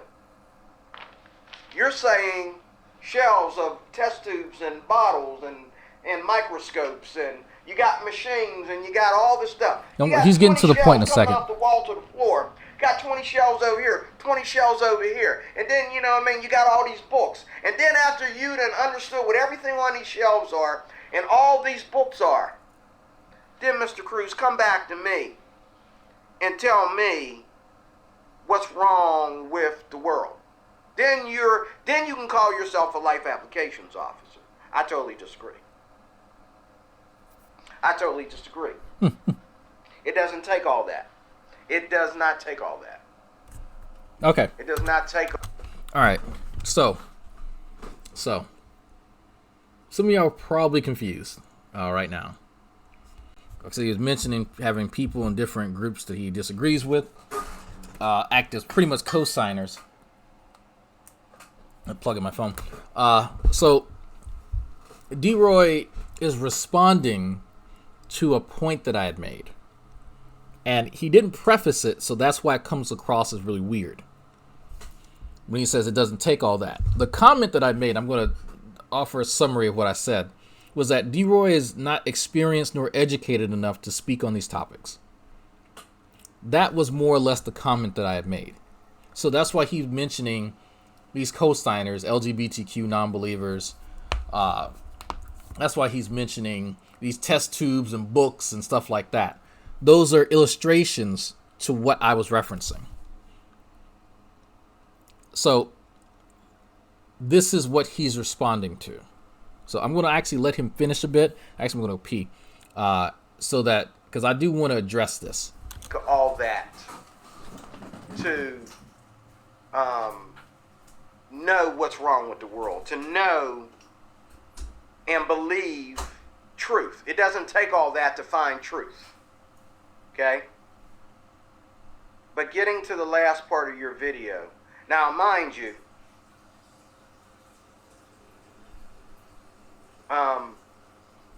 all that talking, you turn around and say something that's really saying nothing. My own fascination with your weird psychology. I expected to sting worse than that. Like, I don't know if you was being nice or what, but okay, I don't know what that is. Okay, okay, I'll accept that if that's what you want me to. If that's what you want me to accept. But when I get to the last video, and on my phone, well, on the computer too. All right. Next, let me go back. Okay, I don't know what that is. But Okay, so the point that I was making to D-Roy essentially is that the conclusions that he draws, because you heard him say, well, you don't need all that to come to truth. Now, D-Roy, I'm pretty sure you're not familiar with anything in philosophy at all. I'm not going to go into detail about the correspondence theory of truth and reliable true beliefs and the Munchausen trilemma, dealing with evidence and all that kind of stuff, with the KK problem, all that sort of shit. There are there's books upon books upon books upon libraries dealing with how we as human beings acquire beliefs, and those beliefs turn into knowledge. What is truth? How do you define truth? What's the metric for truth? What is evidence? Tons and tons of stuff that you can read and study and try to comprehend, right? Many theories involving all those things that I mentioned. I'm going to try and make this as concise of a point as possible. Now, your method for obtaining what you think is truth is flawed. It is not because you haven't spent years in a college, because you can acquire truth without any formal education at all, mind you. When I said educated, I meant informal and formal, or either or. When I referenced what's going on, Dallin Gonzalez, when I mentioned before your broken epistemology, there's a set of mental skills, you could call them, mental tasks that you can do in order to figure out the truth of a proposition. You can find evidence to either affirm it, or you can find evidence to invalidate whatever it is that you think that you've come to. I don't think the latter category is something that you pay attention to. You're not interested in actually disabusing yourself of a conclusion. You work backwards, mostly. Whereas most people would kind of make an observation, say, you know what, let me see if there's some evidence, let me fact check myself, and then come to a conclusion. You make an observation, and then that observation becomes a conclusion, and then you may work backwards to try and find things to affirm it. But there's nothing to really disconfirm it. That's a part of the problem. So when I said that you're not educated enough, that's a direct reference to you not having the skill set, or being cognizant of the fact that you do that. Because when I listen to you try to substantiate claims about women, about LGBTQ people, about hell, anything, there's nothing, you don't really have even an inclination towards empirical data. Almost all of your evidence for any of the things that you claim are anecdotal. They're something that you think that you've perceived in your lifetime, that you've then taken and stretched out across the cosmos, and it must be true in any and all cases. That's the impression that I get from you, D-Roy. That introduces a ton of personal bias. You can go look this up, D-Roy. Look up confirmation bias. Confirmation bias. Go look that up. You have an extreme problem with confirmation bias. And when I say extreme, I'm not being facetious. I'm not exaggerating. You have an extreme problem with confirmation bias. So that specifically is something that I'm talking about. You've not actually had a wide variety of experiences. You've had choice experiences with a wide variety of people, because I guarantee you there are gay people that you've run across that don't fit some of these weird scenarios that you've drawn. It's just that the freaks that come out at night just so happen to come across you and don't have a problem showing that to you for whatever reason. Whatever. But even in your depiction of the things that I've said shows that you kind of pick and choose things to confirm that conclusion, while everything else you just sort of discard because it's not useful. That hedges on this weird inclination that you have for your, I guess, inevitable misrepresentation of people. Like I'm trying to think of a nice way to say this, and it's really hard for me to try and get that out. Getting to the last part of your video. Now, mind you,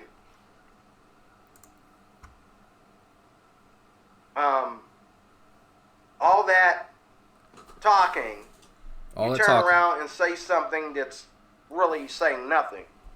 My own fascination with your weird psychology. I expected to sting worse than that. Like, I don't know if you was being nice or what, but okay. I don't know what that is. Okay. You don't know what that is. Okay, I'll accept that if that's what you want me to. If that's what you want me to accept. But when I get to the last video, and on my phone, well, on the computer too, when I look at your videos, there's a red line here with the timestamps on it. You say all this stuff, and how me and you, we get to arguing about the victim complex and blah, blah, blah, blah, blah, blah, blah, blah, blah. Everything I've been saying for months and maybe over a course of a year. Back and forth, you and I. And then, when we had our last, right before the video ended, I'd say within the last 30 minutes of your video, I need a moment of silence. I stopped the video and I just stared into space. Did I catch All this coronavirus? time, No. I'm triggering you, you're triggering me. Did not catch coronavirus. And I'm trying to get you to get to the point as to what is your interest in me.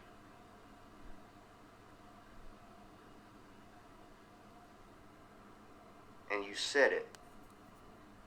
And let me tell you, Drag,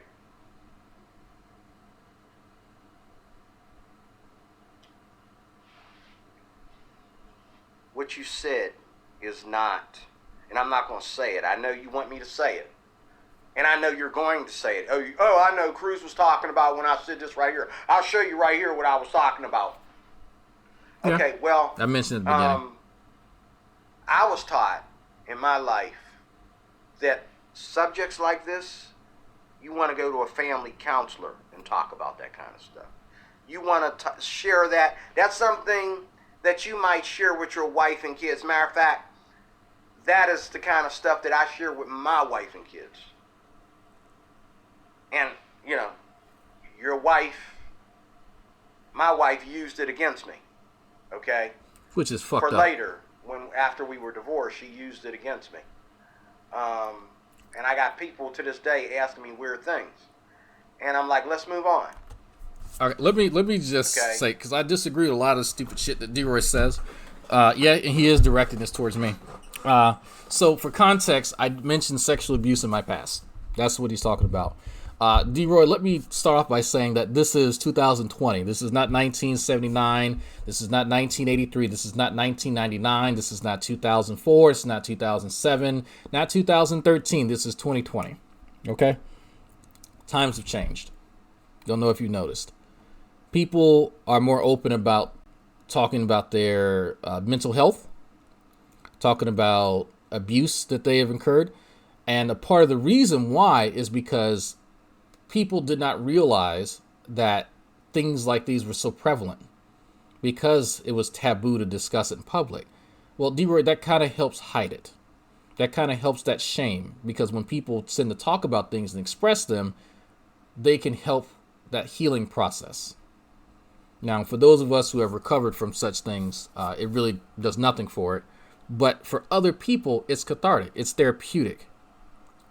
And I've not really talked about that because there are people who are still struggling with that sort of thing in their life that I don't need my story or whatever to take away from that.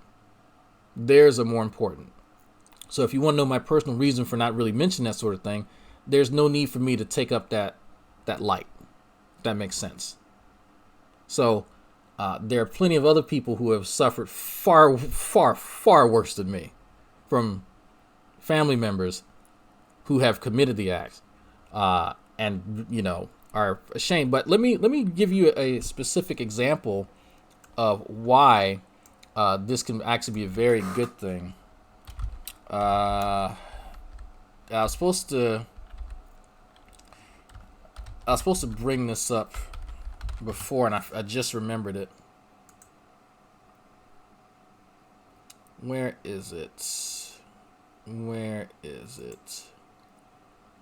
Okay, so speaking about people talking about these things in public and being afraid to, let me show you what happens when people talk about it in public, D-Roy. This man right here. Texarkana pastor arrested for alleged sexual abuse of a child after turning himself in. Local pastor suspected of sexual abusing a child has been arrested in Texarkana, Texas. This guy, Pastor Logan. Now, a Facebook friend of mine who at one point had been a victim of something like this herself encouraged people, I stole $3,000. because she's from this area, she encouraged young women to speak up against this man and to tell their stories. And she went on Facebook Live sharing these stories, and she went viral. I've been friends with this chick for years. Her and her friend both. I think actually her friend had been a victim of this person. Not her. Her friend had been a victim. And so they were encouraging women to contact them anonymously. And so they would then read off the stories every night around 7 p.m. For a few weeks. And this sparked a firestorm virally. This in some of the ratchet ass groups that I'm in, it was shared and it hundreds of views. And so people started to then speak about bringing charges against him. And ultimately, the police got involved. Because when I tell you that there was, I think, probably 20 women that came forward, it probably at least 20 women had been abused by this man in church for years. Some of them knew each other. Some of them talked about it. But because there was this air of silence in that town, because everybody knew, but they were encouraged to stay silent because, like you mentioned, it was a family matter. Stuff like that, D-Roy, is why people are now talking about it in public. Now, this does not apply to what happened to me and the person. I have no interest in pursuing anything just based on how things happen and age and a lot of other factors that a lot of y'all don't even need to know about. But for someone who's an actual predator, he's been arrested. I actually got a chance to communicate with his daughter, who was integral in the cover-up, who was encouraging people not to speak up. She knew her father was a predator. She knew full well he was a predator and acknowledged it publicly. And got into it with me. And I called her a piece of shit who should die and rot. But anyway, that's why, D-Roy. So if you're wondering why people now speak about it publicly, there's a big relief now in that town that this man is in prison. That's less people being abused. Just saying. Let's move on. But what you said at the end of the video. Oh, let me just say this because of what you mentioned. I almost forgot. Yeah, the fact that your ex-wife used that against you, that's shitty. That's there's no nice way to say that. I don't think that that's funny or cute. I mean, there's being petty, but then there's just being shitty. That's she shouldn't have fucking did that. Even if she was real mad about stuff, that's just you don't do shit like that. You don't do shit like that. So Video, I'm not gonna say it because I wouldn't say it if I was in your shoes. Matter of fact, without going into detail, you and I have a lot in common. I already knew that, D-Roy. I could tell by some of the stuff that you mentioned. The way I handle the things in my life that were so embarrassing that I never want those things to happen again. The way I handle those things is through Jesus Christ. Y'all got a problem with that. Y'all don't see where that has to do, what that has to do with the price of tea in China. I understand. I get it. Okay? You find solace in your the beliefs. elevator ain't reaching the top floor with y'all. No, it has nothing to do with the elevator not reaching the top. I absolutely accept the fact that you think that there'll be some type of reckoning that happens to the person, and that you found solace through your beliefs in this deity. I accept that. I understand that. I don't agree that that happens, but I understand it. So little comments like that, D-Roy, is that because the way that comes across is very demeaning. It's very demeaning.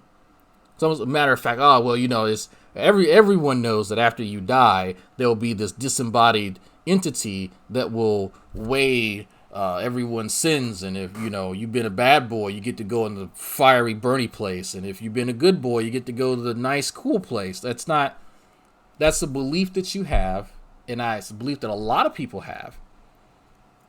Whether or not it's actually the case, nobody really knows. People claim to know, but people have a strong conviction, they have a strong inclination that it's the case, but no one actually knows. So let's not frame that in that sort of context, because if you're going to be that demeaning towards that aspect, that particular claim, then I could do the very same thing to you, D-Roy, but with receipts, such as your suggestion that people not speak publicly about their abuse, when I have evidence that when you speak publicly about it, things can happen, positive things. So would it be fair for me to then chastise you the way that you seem to be doing to me now? Just something to think about. Like it did, here we go, back in the penny candy days. Back in the penny candy days, everybody knew, hey, here comes the Christians. Okay? They started right then. Hey, I could go to church if I want to. I should go to church. Blah, blah, blah, blah, blah, blah, blah, blah, blah. Okay? But today, everybody's an idiot for going to church. Everybody's an idiot say that. for saying that they, got any of their, logic from the Bible. Everyone's an idiot. And people, there's people that ain't atheists who sound like atheists because What?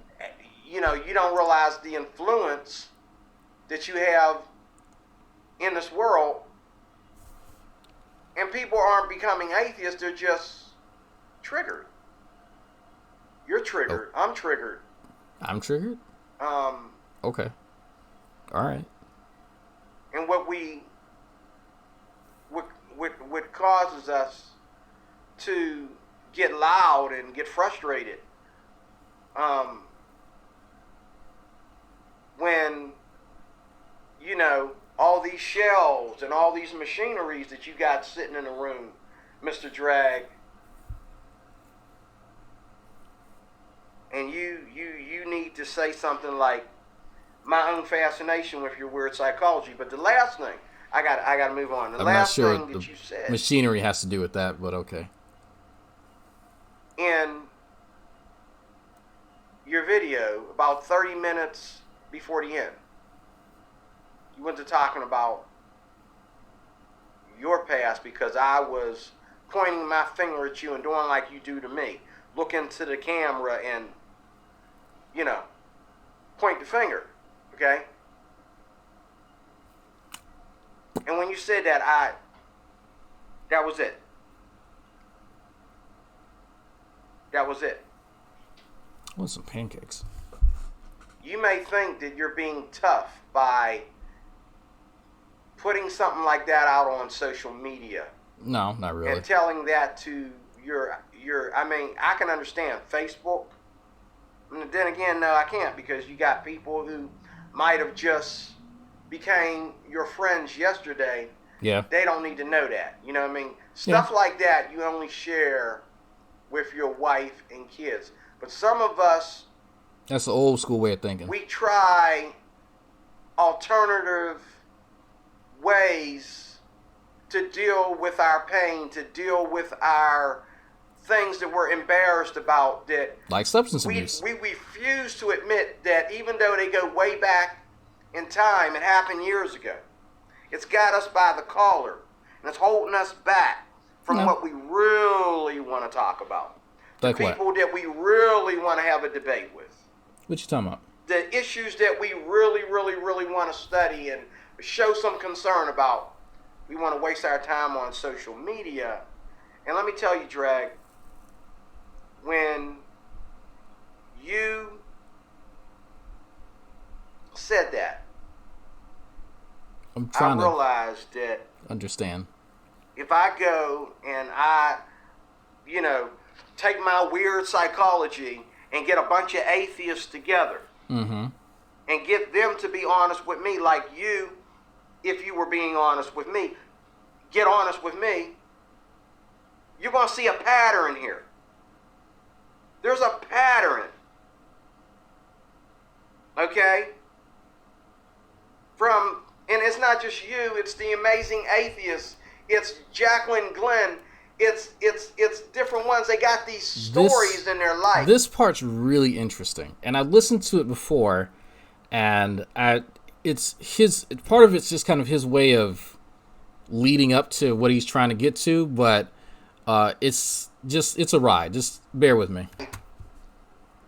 That they portray and throw it out there on public like that. And then you think I'm supposed to be confused That's about weird. what I'm talking about. When there's a pattern there. I'm not sure where he got the fact that there's an expectation for him to be confused. I'm genuinely curious where he got that from, but I think that's him expressing the fact that he experienced confusion because I guess he didn't expect me to offer something about my life, which is fine. Like, I accept that. I'm pretty sure a lot of people didn't expect that. I don't talk about certain sections of my life for a reason. You'll hear me reference things, but there's certain segments that you will probably never hear me talk about, except for this one case. But I'm not sure if he understands that the fact that he was, I don't want to say triggered, the fact that he was confused about it doesn't mean that that's something that I nefariously inserted into this. Like, I didn't intend for him to be confused. So I think that he confuses how he feels with someone wanting him to feel that way. Does that make sense? Oops. Why people carry on the way they do. Like, when Jacqueline Glenn brings her father on a show and they give each other a hug and a kiss, okay, but then, in the next video, where are her clothes? Like,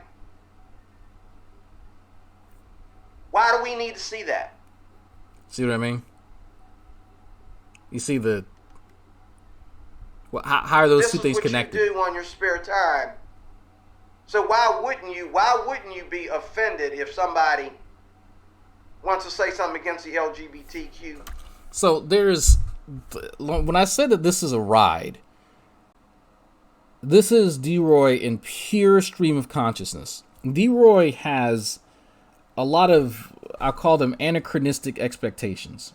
A lot of old and decrepit standards that from his generation still persist today.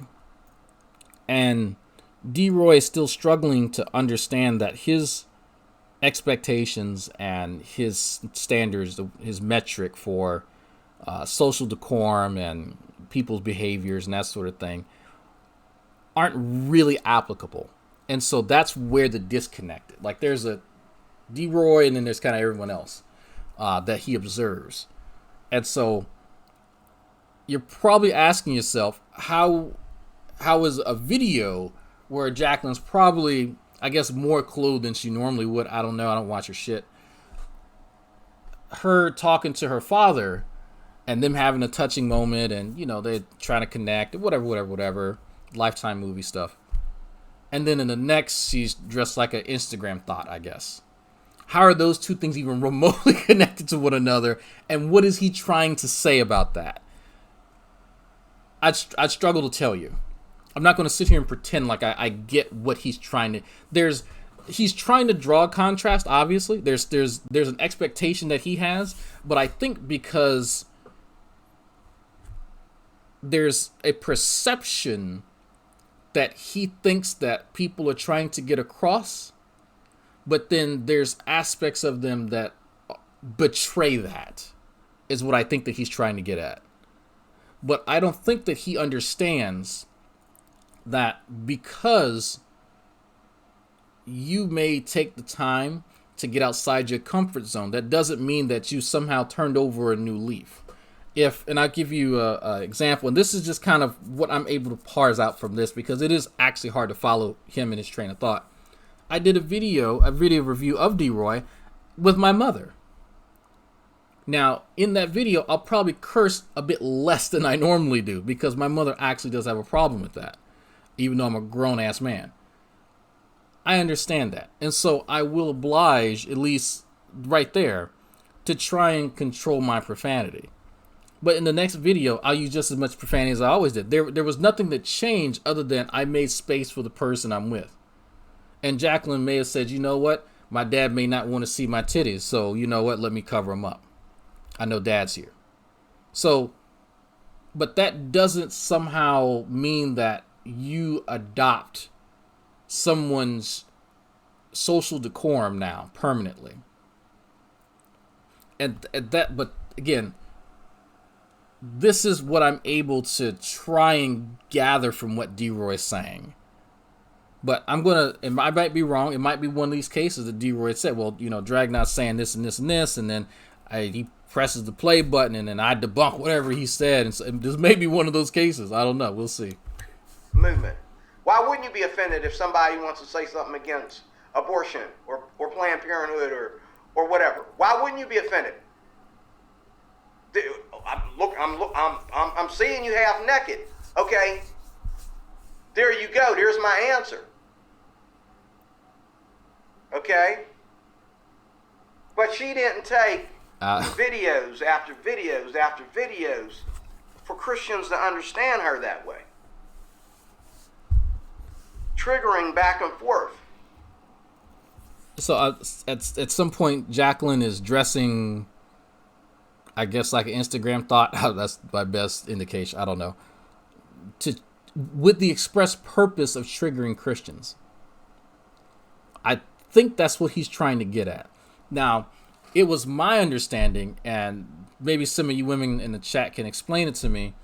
You dress however the fuck you want to. Like you're not really interested in trying to purposely be provocative just to get reactions out of people. If you want to be sexy, that's for you. Jacqueline Glenn, who makes videos and makes money off of it, maybe a little bit different. But I don't think that she's necessarily doing it unless she said that, unless she has indicated that, you know what, I'm just going to flaunt what I got, which is her prerogative, right? Just to trigger Christians. But D-Roy draws these conclusions, and I'm really curious how he substantiates them. And even better, what would disabuse him of this notion? That's an even better question. Really.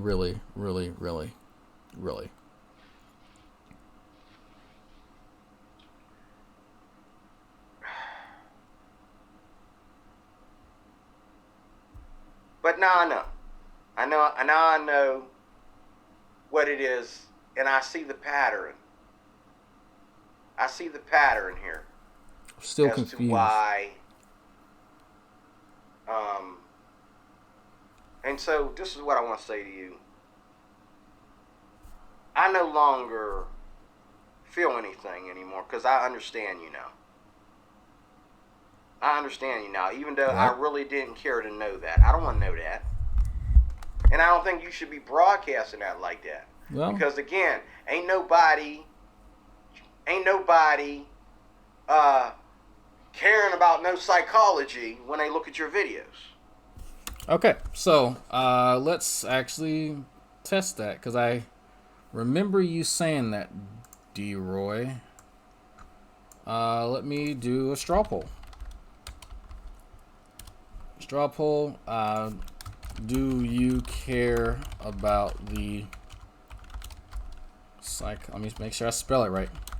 Of Dragnaut videos. Put yes. No. I don't know. Okay, so let me put this out here to y'all. And results. Boom. There you go. So let's see, D-Roy. Let's see if that's actually accurate. Because if I'm curious, I can't speak for everyone. I've not voted on this. So we'll see. We'll see if you're right. I don't know. I couldn't really tell you other than people for some reason enjoy hearing my commentary. Maybe there's a bit of psychology that does come across. Is there? Yeah, there might be. I know there's a few people who have some degrees in psychology that have heard me mention certain things, but I try not to. I try not to go too far into that because that's not really my field. I know. Actually, it's a funny story as y'all are voting, and the link is in. It should be in Twitch, and it should be in Twitch and YouTube. Actually, when I first went to university, because I was originally community college right at the high school for business administration. You know, the major that everyone picks when they don't know what they want to do with their life. I took a psychology class and I was like, oh man, it's fascinating. This is actually really fascinating, the human mind. It was more so one of those I have questions about my own psychology, so I'm going to learn more about myself through learning more about this topic. And I switched to psychology as soon as I went to as soon as I went to University of Louisiana in Lafayette. And I was a psychology major for about a year and a half. So no, I enjoyed that time. I actually learned a lot. I thought I reviewed the one before this, because that's why. I thought I did actually. Let me double check, Dinah. I could have sworn that one was like 3 hours long. Let me double check while y'all vote. The link is in there. As part 3. Yeah, that was a 3-hour one. Yeah, I did, Dinah. Yeah, here it is. Yeah, it's part 3. The boxing perspective, the final goodbye again. Yeah, this is it. I forgot that I did review it. Not even gonna lie. That was a long one. That one was pretty long. So, looks like we're at, what are we at?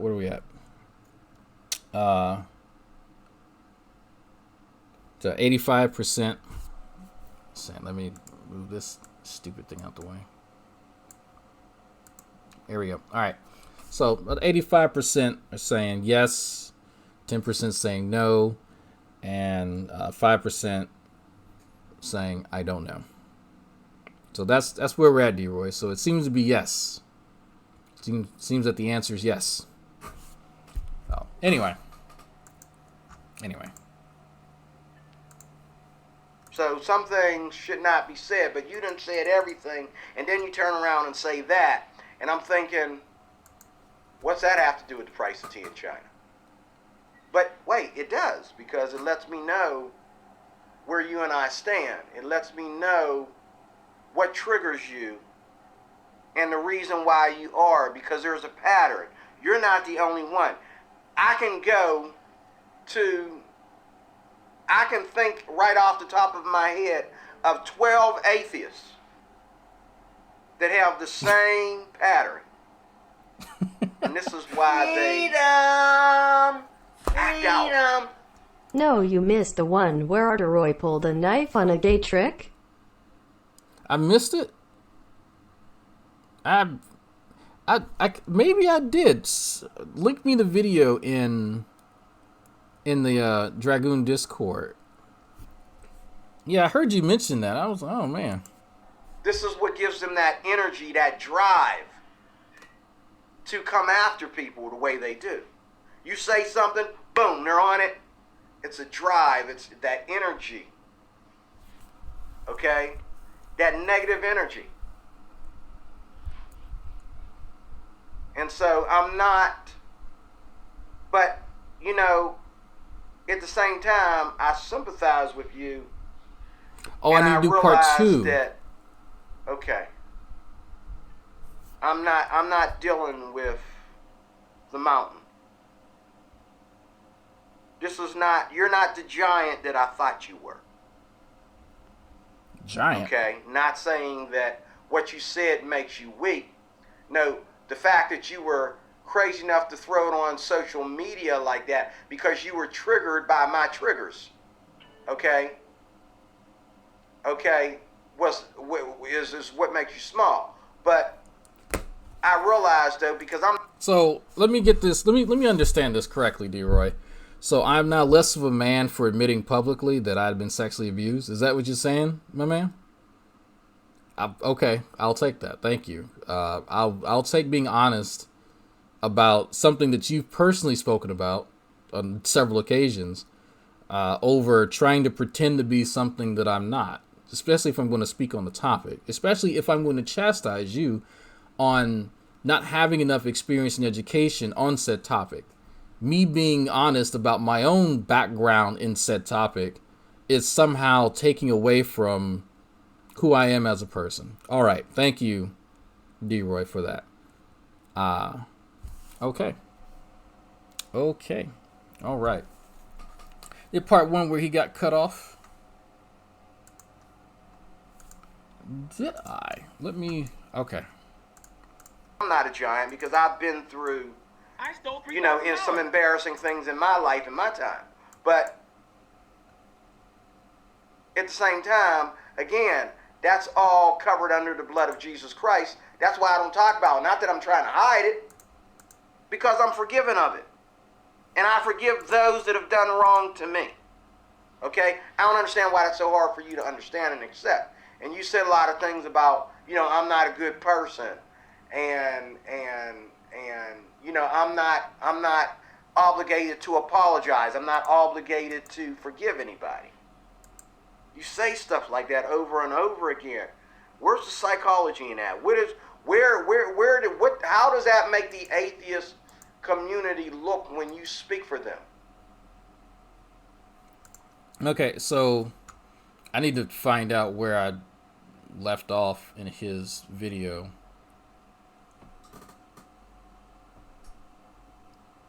Boxing perspective, ha ha ha. I'm really confused. Did he delete a video or something? I got this fucked up. So, okay, so I am confused. I am confused by some things.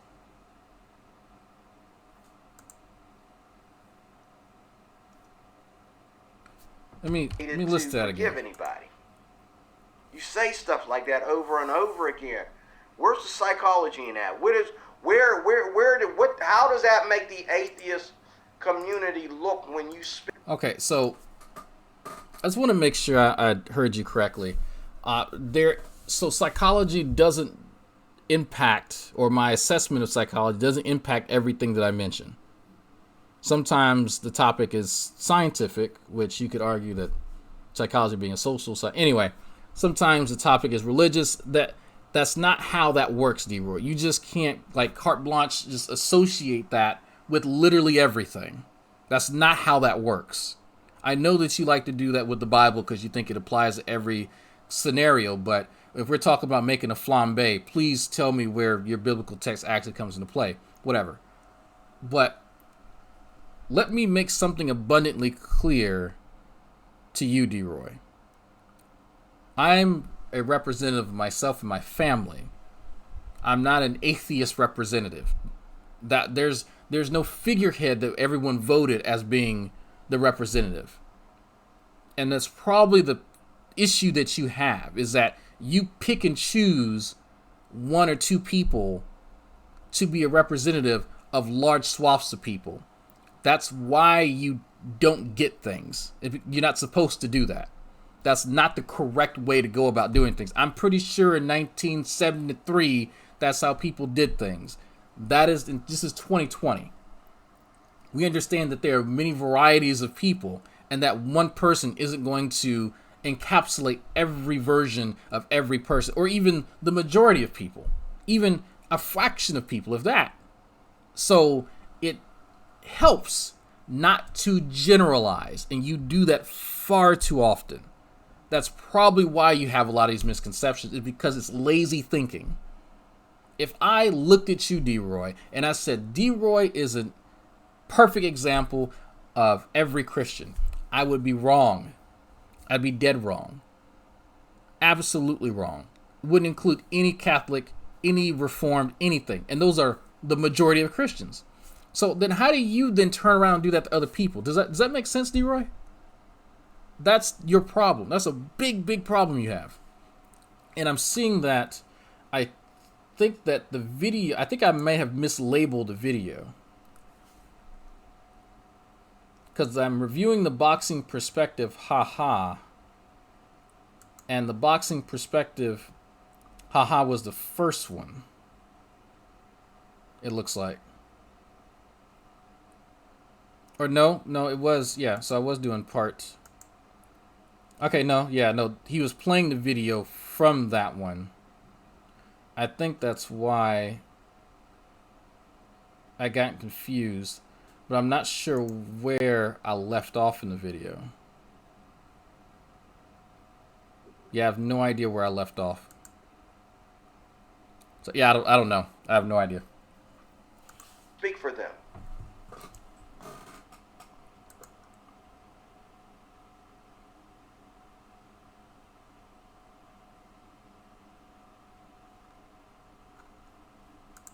But I understand now. And nothing you can say now. You know what? In closing, it's no longer about me anymore. It's not about D-Roy Cruz and you picking on D-Roy Cruz. Not about me anymore. It's about you. Because now I understand who and what you are. And it's about you. And when you come at me with stuff, whether I watch your videos or not, I really, after these two comments within a three hour video, 3 comments. I mean, 2 comments within a 3-hour video. Listen to this. If it was 3 hours, I think it was 3 hours. You can, yeah, it's a Boxing like you always Perspective. do, fix it if I'm wrong. But within 3 hours, you said 2 quotes that you don't realize explain everything. And then, you say this stuff and you're triggered, but yet you don't realize. So think about what he just said. You remember the analogy that I gave you earlier about taking choice quotes from an hour-long lecture that really have nothing to do with the summation of the lecture? This is why I made that illustration. And that video, by the way, because I actually have it up here, because you all are, I say you all, Angry Roach, and I think Kifa mentioned it. It's the review, the Boxing Perspective Part 3 of Final Goodbye Again. And the video is 3 hours, almost 3.5 hours. Almost 3.5 hours long. And he chooses 2 quotes taken out of context to explain everything that I do. Think about that for a second. If you randomly pick 2 quotes out of a movie, just think of any movie that you've ever watched, 190 minutes, 200 minutes long. Just think of the Avengers. Okay? Could you give someone a summary of the Avengers by picking 2 quotes from the dialogue of some of the characters. You'd be hard pressed to do that. You'd be inevitably missing a lot. Not a 2-comment or a 2-sentence summation that you make, but taken from the movie itself. That's what I want to get across to folks here, is that this is the problem with D-Roy. This, again, is a D-Roy problem. He thinks that that's how you come to conclusions. You randomly pick things, or things that you personally just find interesting, whatever, and then that's all that there is. It is essentially this. Well, I am gravitating myself and my body and my mind to this. I am inclined towards this. This must be what it's all about. And then he draws his conclusion. I said, when you do my videos, you'll take one sentence that I say, and you'll take anywhere from 20 minutes to a half an hour just talking about that one topic while you call the whole thing idiotic. But you spent 30 minutes talking about it. Yes, D-Roy, I have fully fleshed out thoughts. I have a premise that I have based on what you said, and then there are things that I want to bring up to illustrate a greater point that I want to make that works in concert with something else I want to say in the video, just like I did in this one. You were exactly right, D-Roy. I don't just pull stuff out of my ass. I have my time that I spend to fully go back and forth with myself at times to try and parse out what you said, to try and make sense of it given what I already know, and to see if it jives. Maybe it contradicts something that I may think about you. Maybe it doesn't.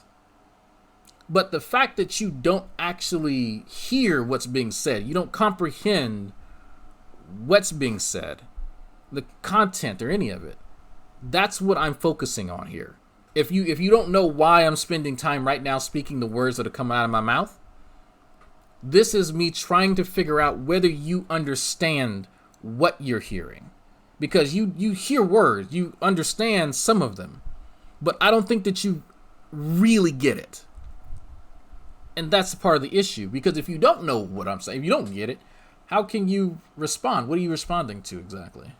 How do you make an assessment of something that you don't understand? It'd be incredibly difficult, now wouldn't it? It doesn't take you 30 minutes to point out an idiot. See? That's an oxymoron. Maybe, D-Roy, maybe it's the fact that I don't think that it's idiotic, because I could just call it idiotic and move on, like I tend to do often.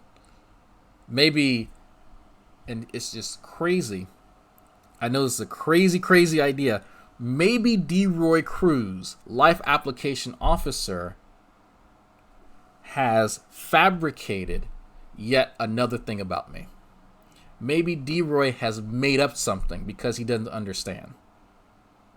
Maybe I don't think that it's idiotic, but I try to understand how D-Roy came to that conclusion and explain why I disagree with it. Could it possibly be that? That's what it seems to be. I should know I said it, but this is one of those cases where I can kind of sort of understand a little bit more about you and about your thinking processes, because it seems to kind of be your default. I don't understand. This person says they disagree. It must be insulting to me at some point. And I don't, you keep using that word, oxymoron. You're using that word, but I don't think that you understand what it means. And, you know, if anybody, I know I butchered the Princess Bride quote, but whatever. You get it. You don't actually know what that word means. Stop using it. Okay? I'm one to talk. And then, you know, how long have we been doing this now? What, over a year now?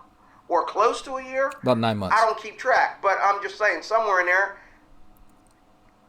But yet, where have you said anything different in one video that you haven't said in the other? But you know what? In the last video, you said 2 things that you never said in the other videos. Actually, I've said lots of things, D-Roy. Specifically, even recently, I've said that I may have been wrong in my assessment that you don't really have a lot of people in your life that love you.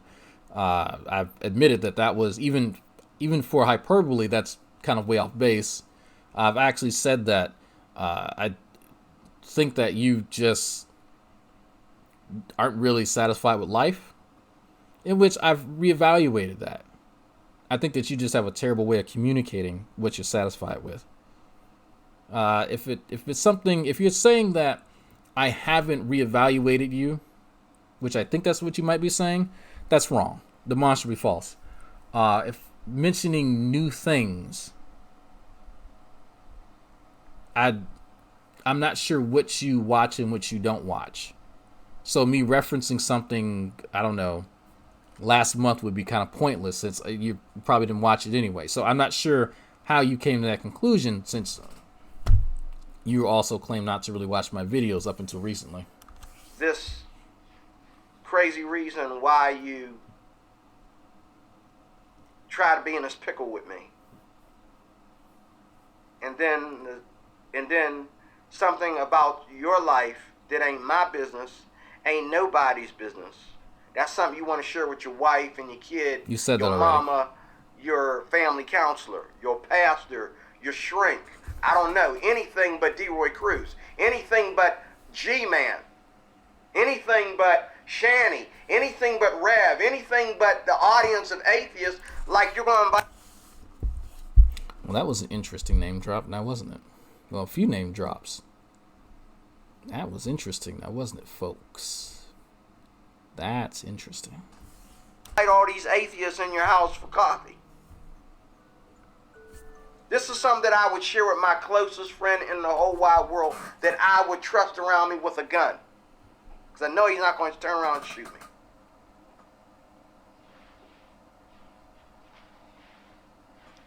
So now that I know that you're able to just spit that out like that, after saying this comment at the beginning of the video,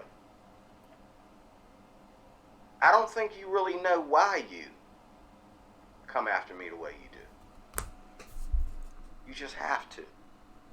I think, you know what I really think? I think that I've said some things that have surprised you.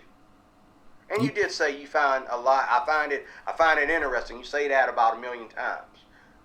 Between now and 2019, you said that 1 million times, and He's right. in all these, between all these videos. I find it very interesting. Well, He picked up on that. Let me just say that he did pick up on that. That is a trigger phrase. That is because he likes to say the word trigger. That is a trigger phrase that I use when I'm trying to be nice, and I end up overusing that quite often. And so, yeah, that is actually a really good observation, D-Roy. I meant for you to find it interesting. Okay. But anyway, I'm D-Roy Cruz, your life applications officer, signing off.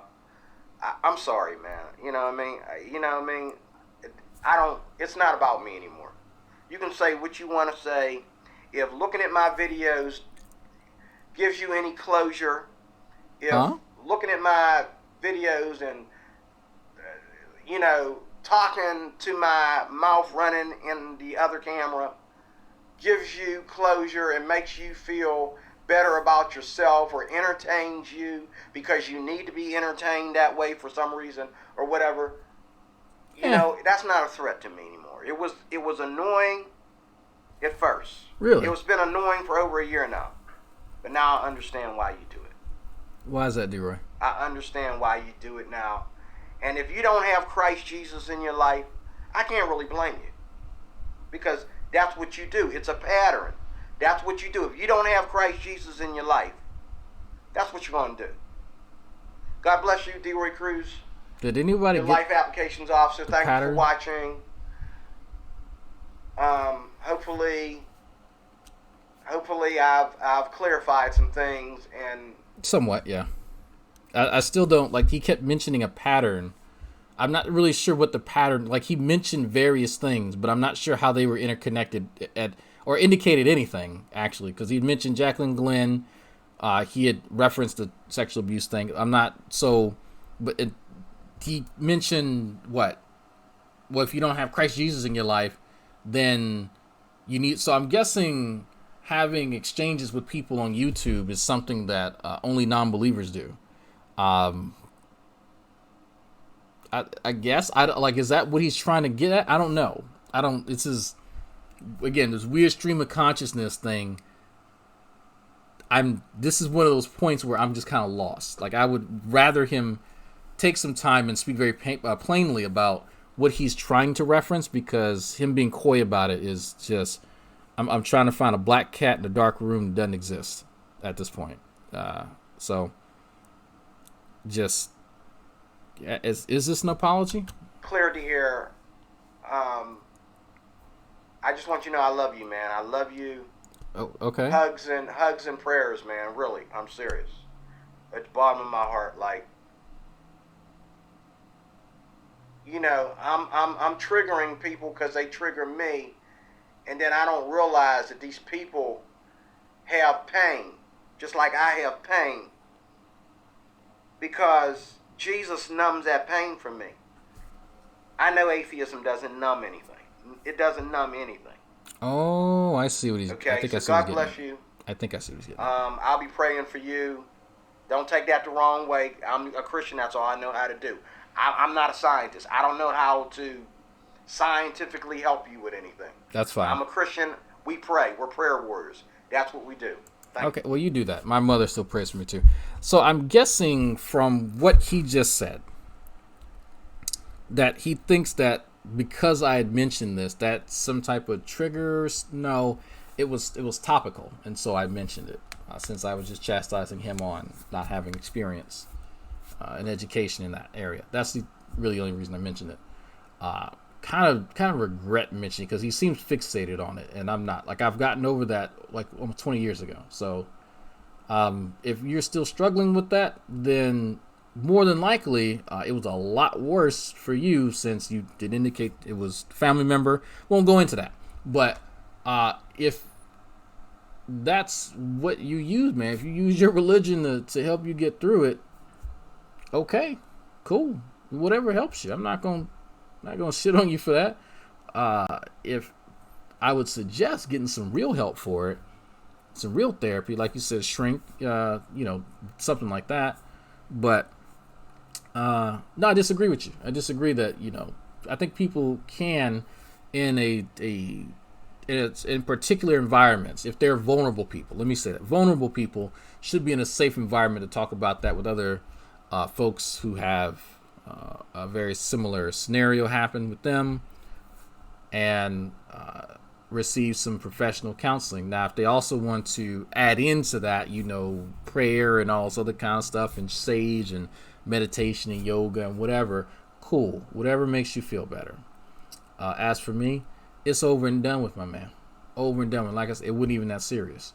So don't take that to heart. Don't take that too far. I accept this really weird apology. I'm still trying to figure out. I mean, I guess, no, let me not say that. I get that you genuinely feel bad that you are not, you did not live up to your Christian standards and your morals and whatnot. I get that. I do understand that. You feel like you let yourself and Jesus down by behaving a certain way, and that's not very becoming of somebody of your stature. No pun intended, but I get that. Absolutely.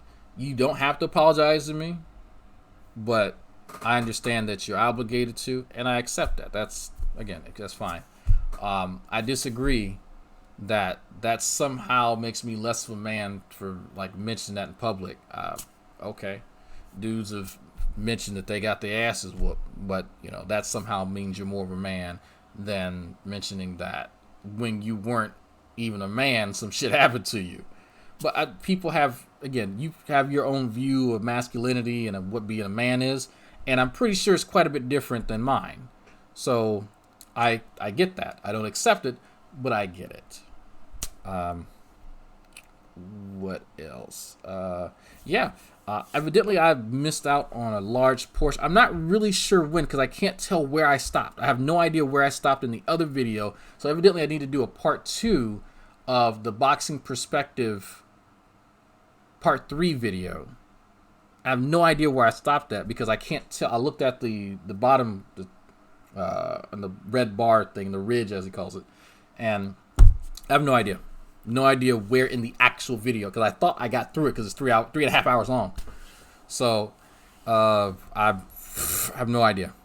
Don't know what to do as far as that. If somebody has an approximate timestamp where I stopped because I thought I finished it, I don't know. Let me tell you what I do. Let me show you actually. You see where that red bar is? I go where that red bar stops. That's how I pick up from where I left off. But if I've been listening to it, then obviously I have no idea. So. And it looks like in the video, I had it up like this, so I can't look down there and tell where I was. But, anyway, yeah, D-Roy, I think you need to chill the fuck out, man. To be honest with you, I think you need to chill the fuck out.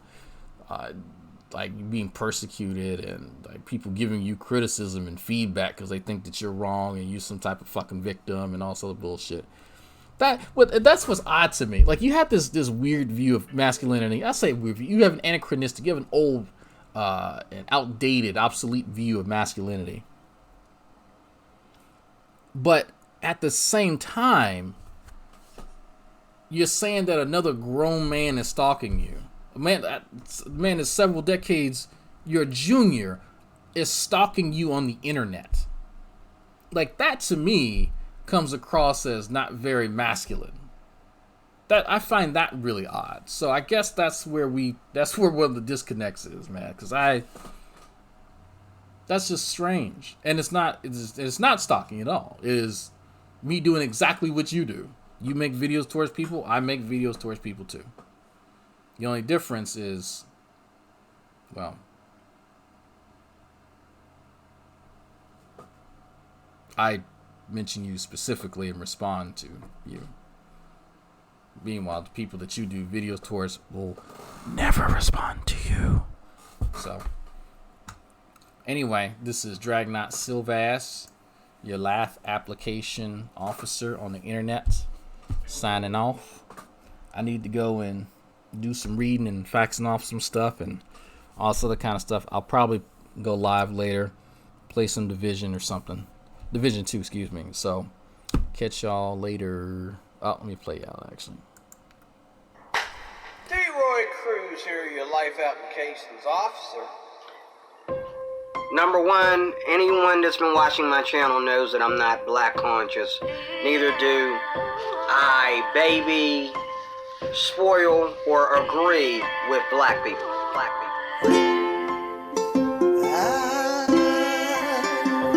I'm so hoarse.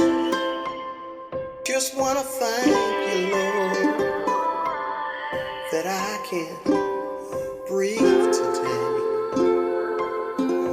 Oh, I can breathe.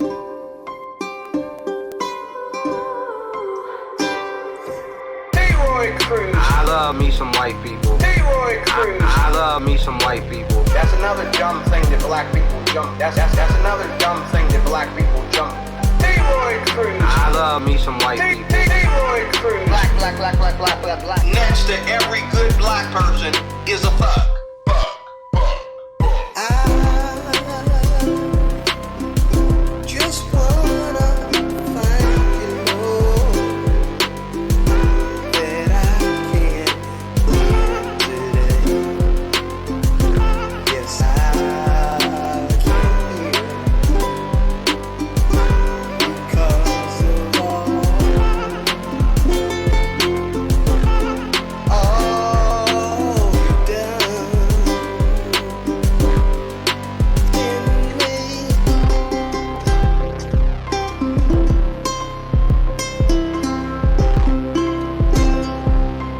Now that's just a piece of the song.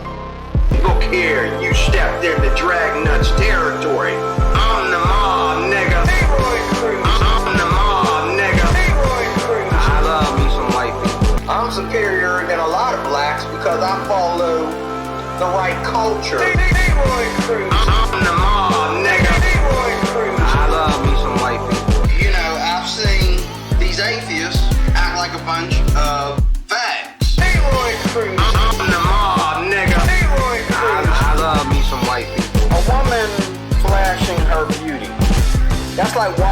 room with dog treats. Like, why are you bringing those in here? Are you trying to tease me with treats, or what are you doing? And even clean I think women are naive. I love Jesse Lee Peterson. I think he's got a great mind. all you've done. Need to watch your mouth. Need to watch your goddamn mouth. Me. And I'm thinking, brothers, sisters, somebody know this lady. Come get your dog. Like, call off your dog, man. Get her out of here, you know. D-Roy Cruz, your life application, Lobster, signing off. Give me something, and I'll write a video about it.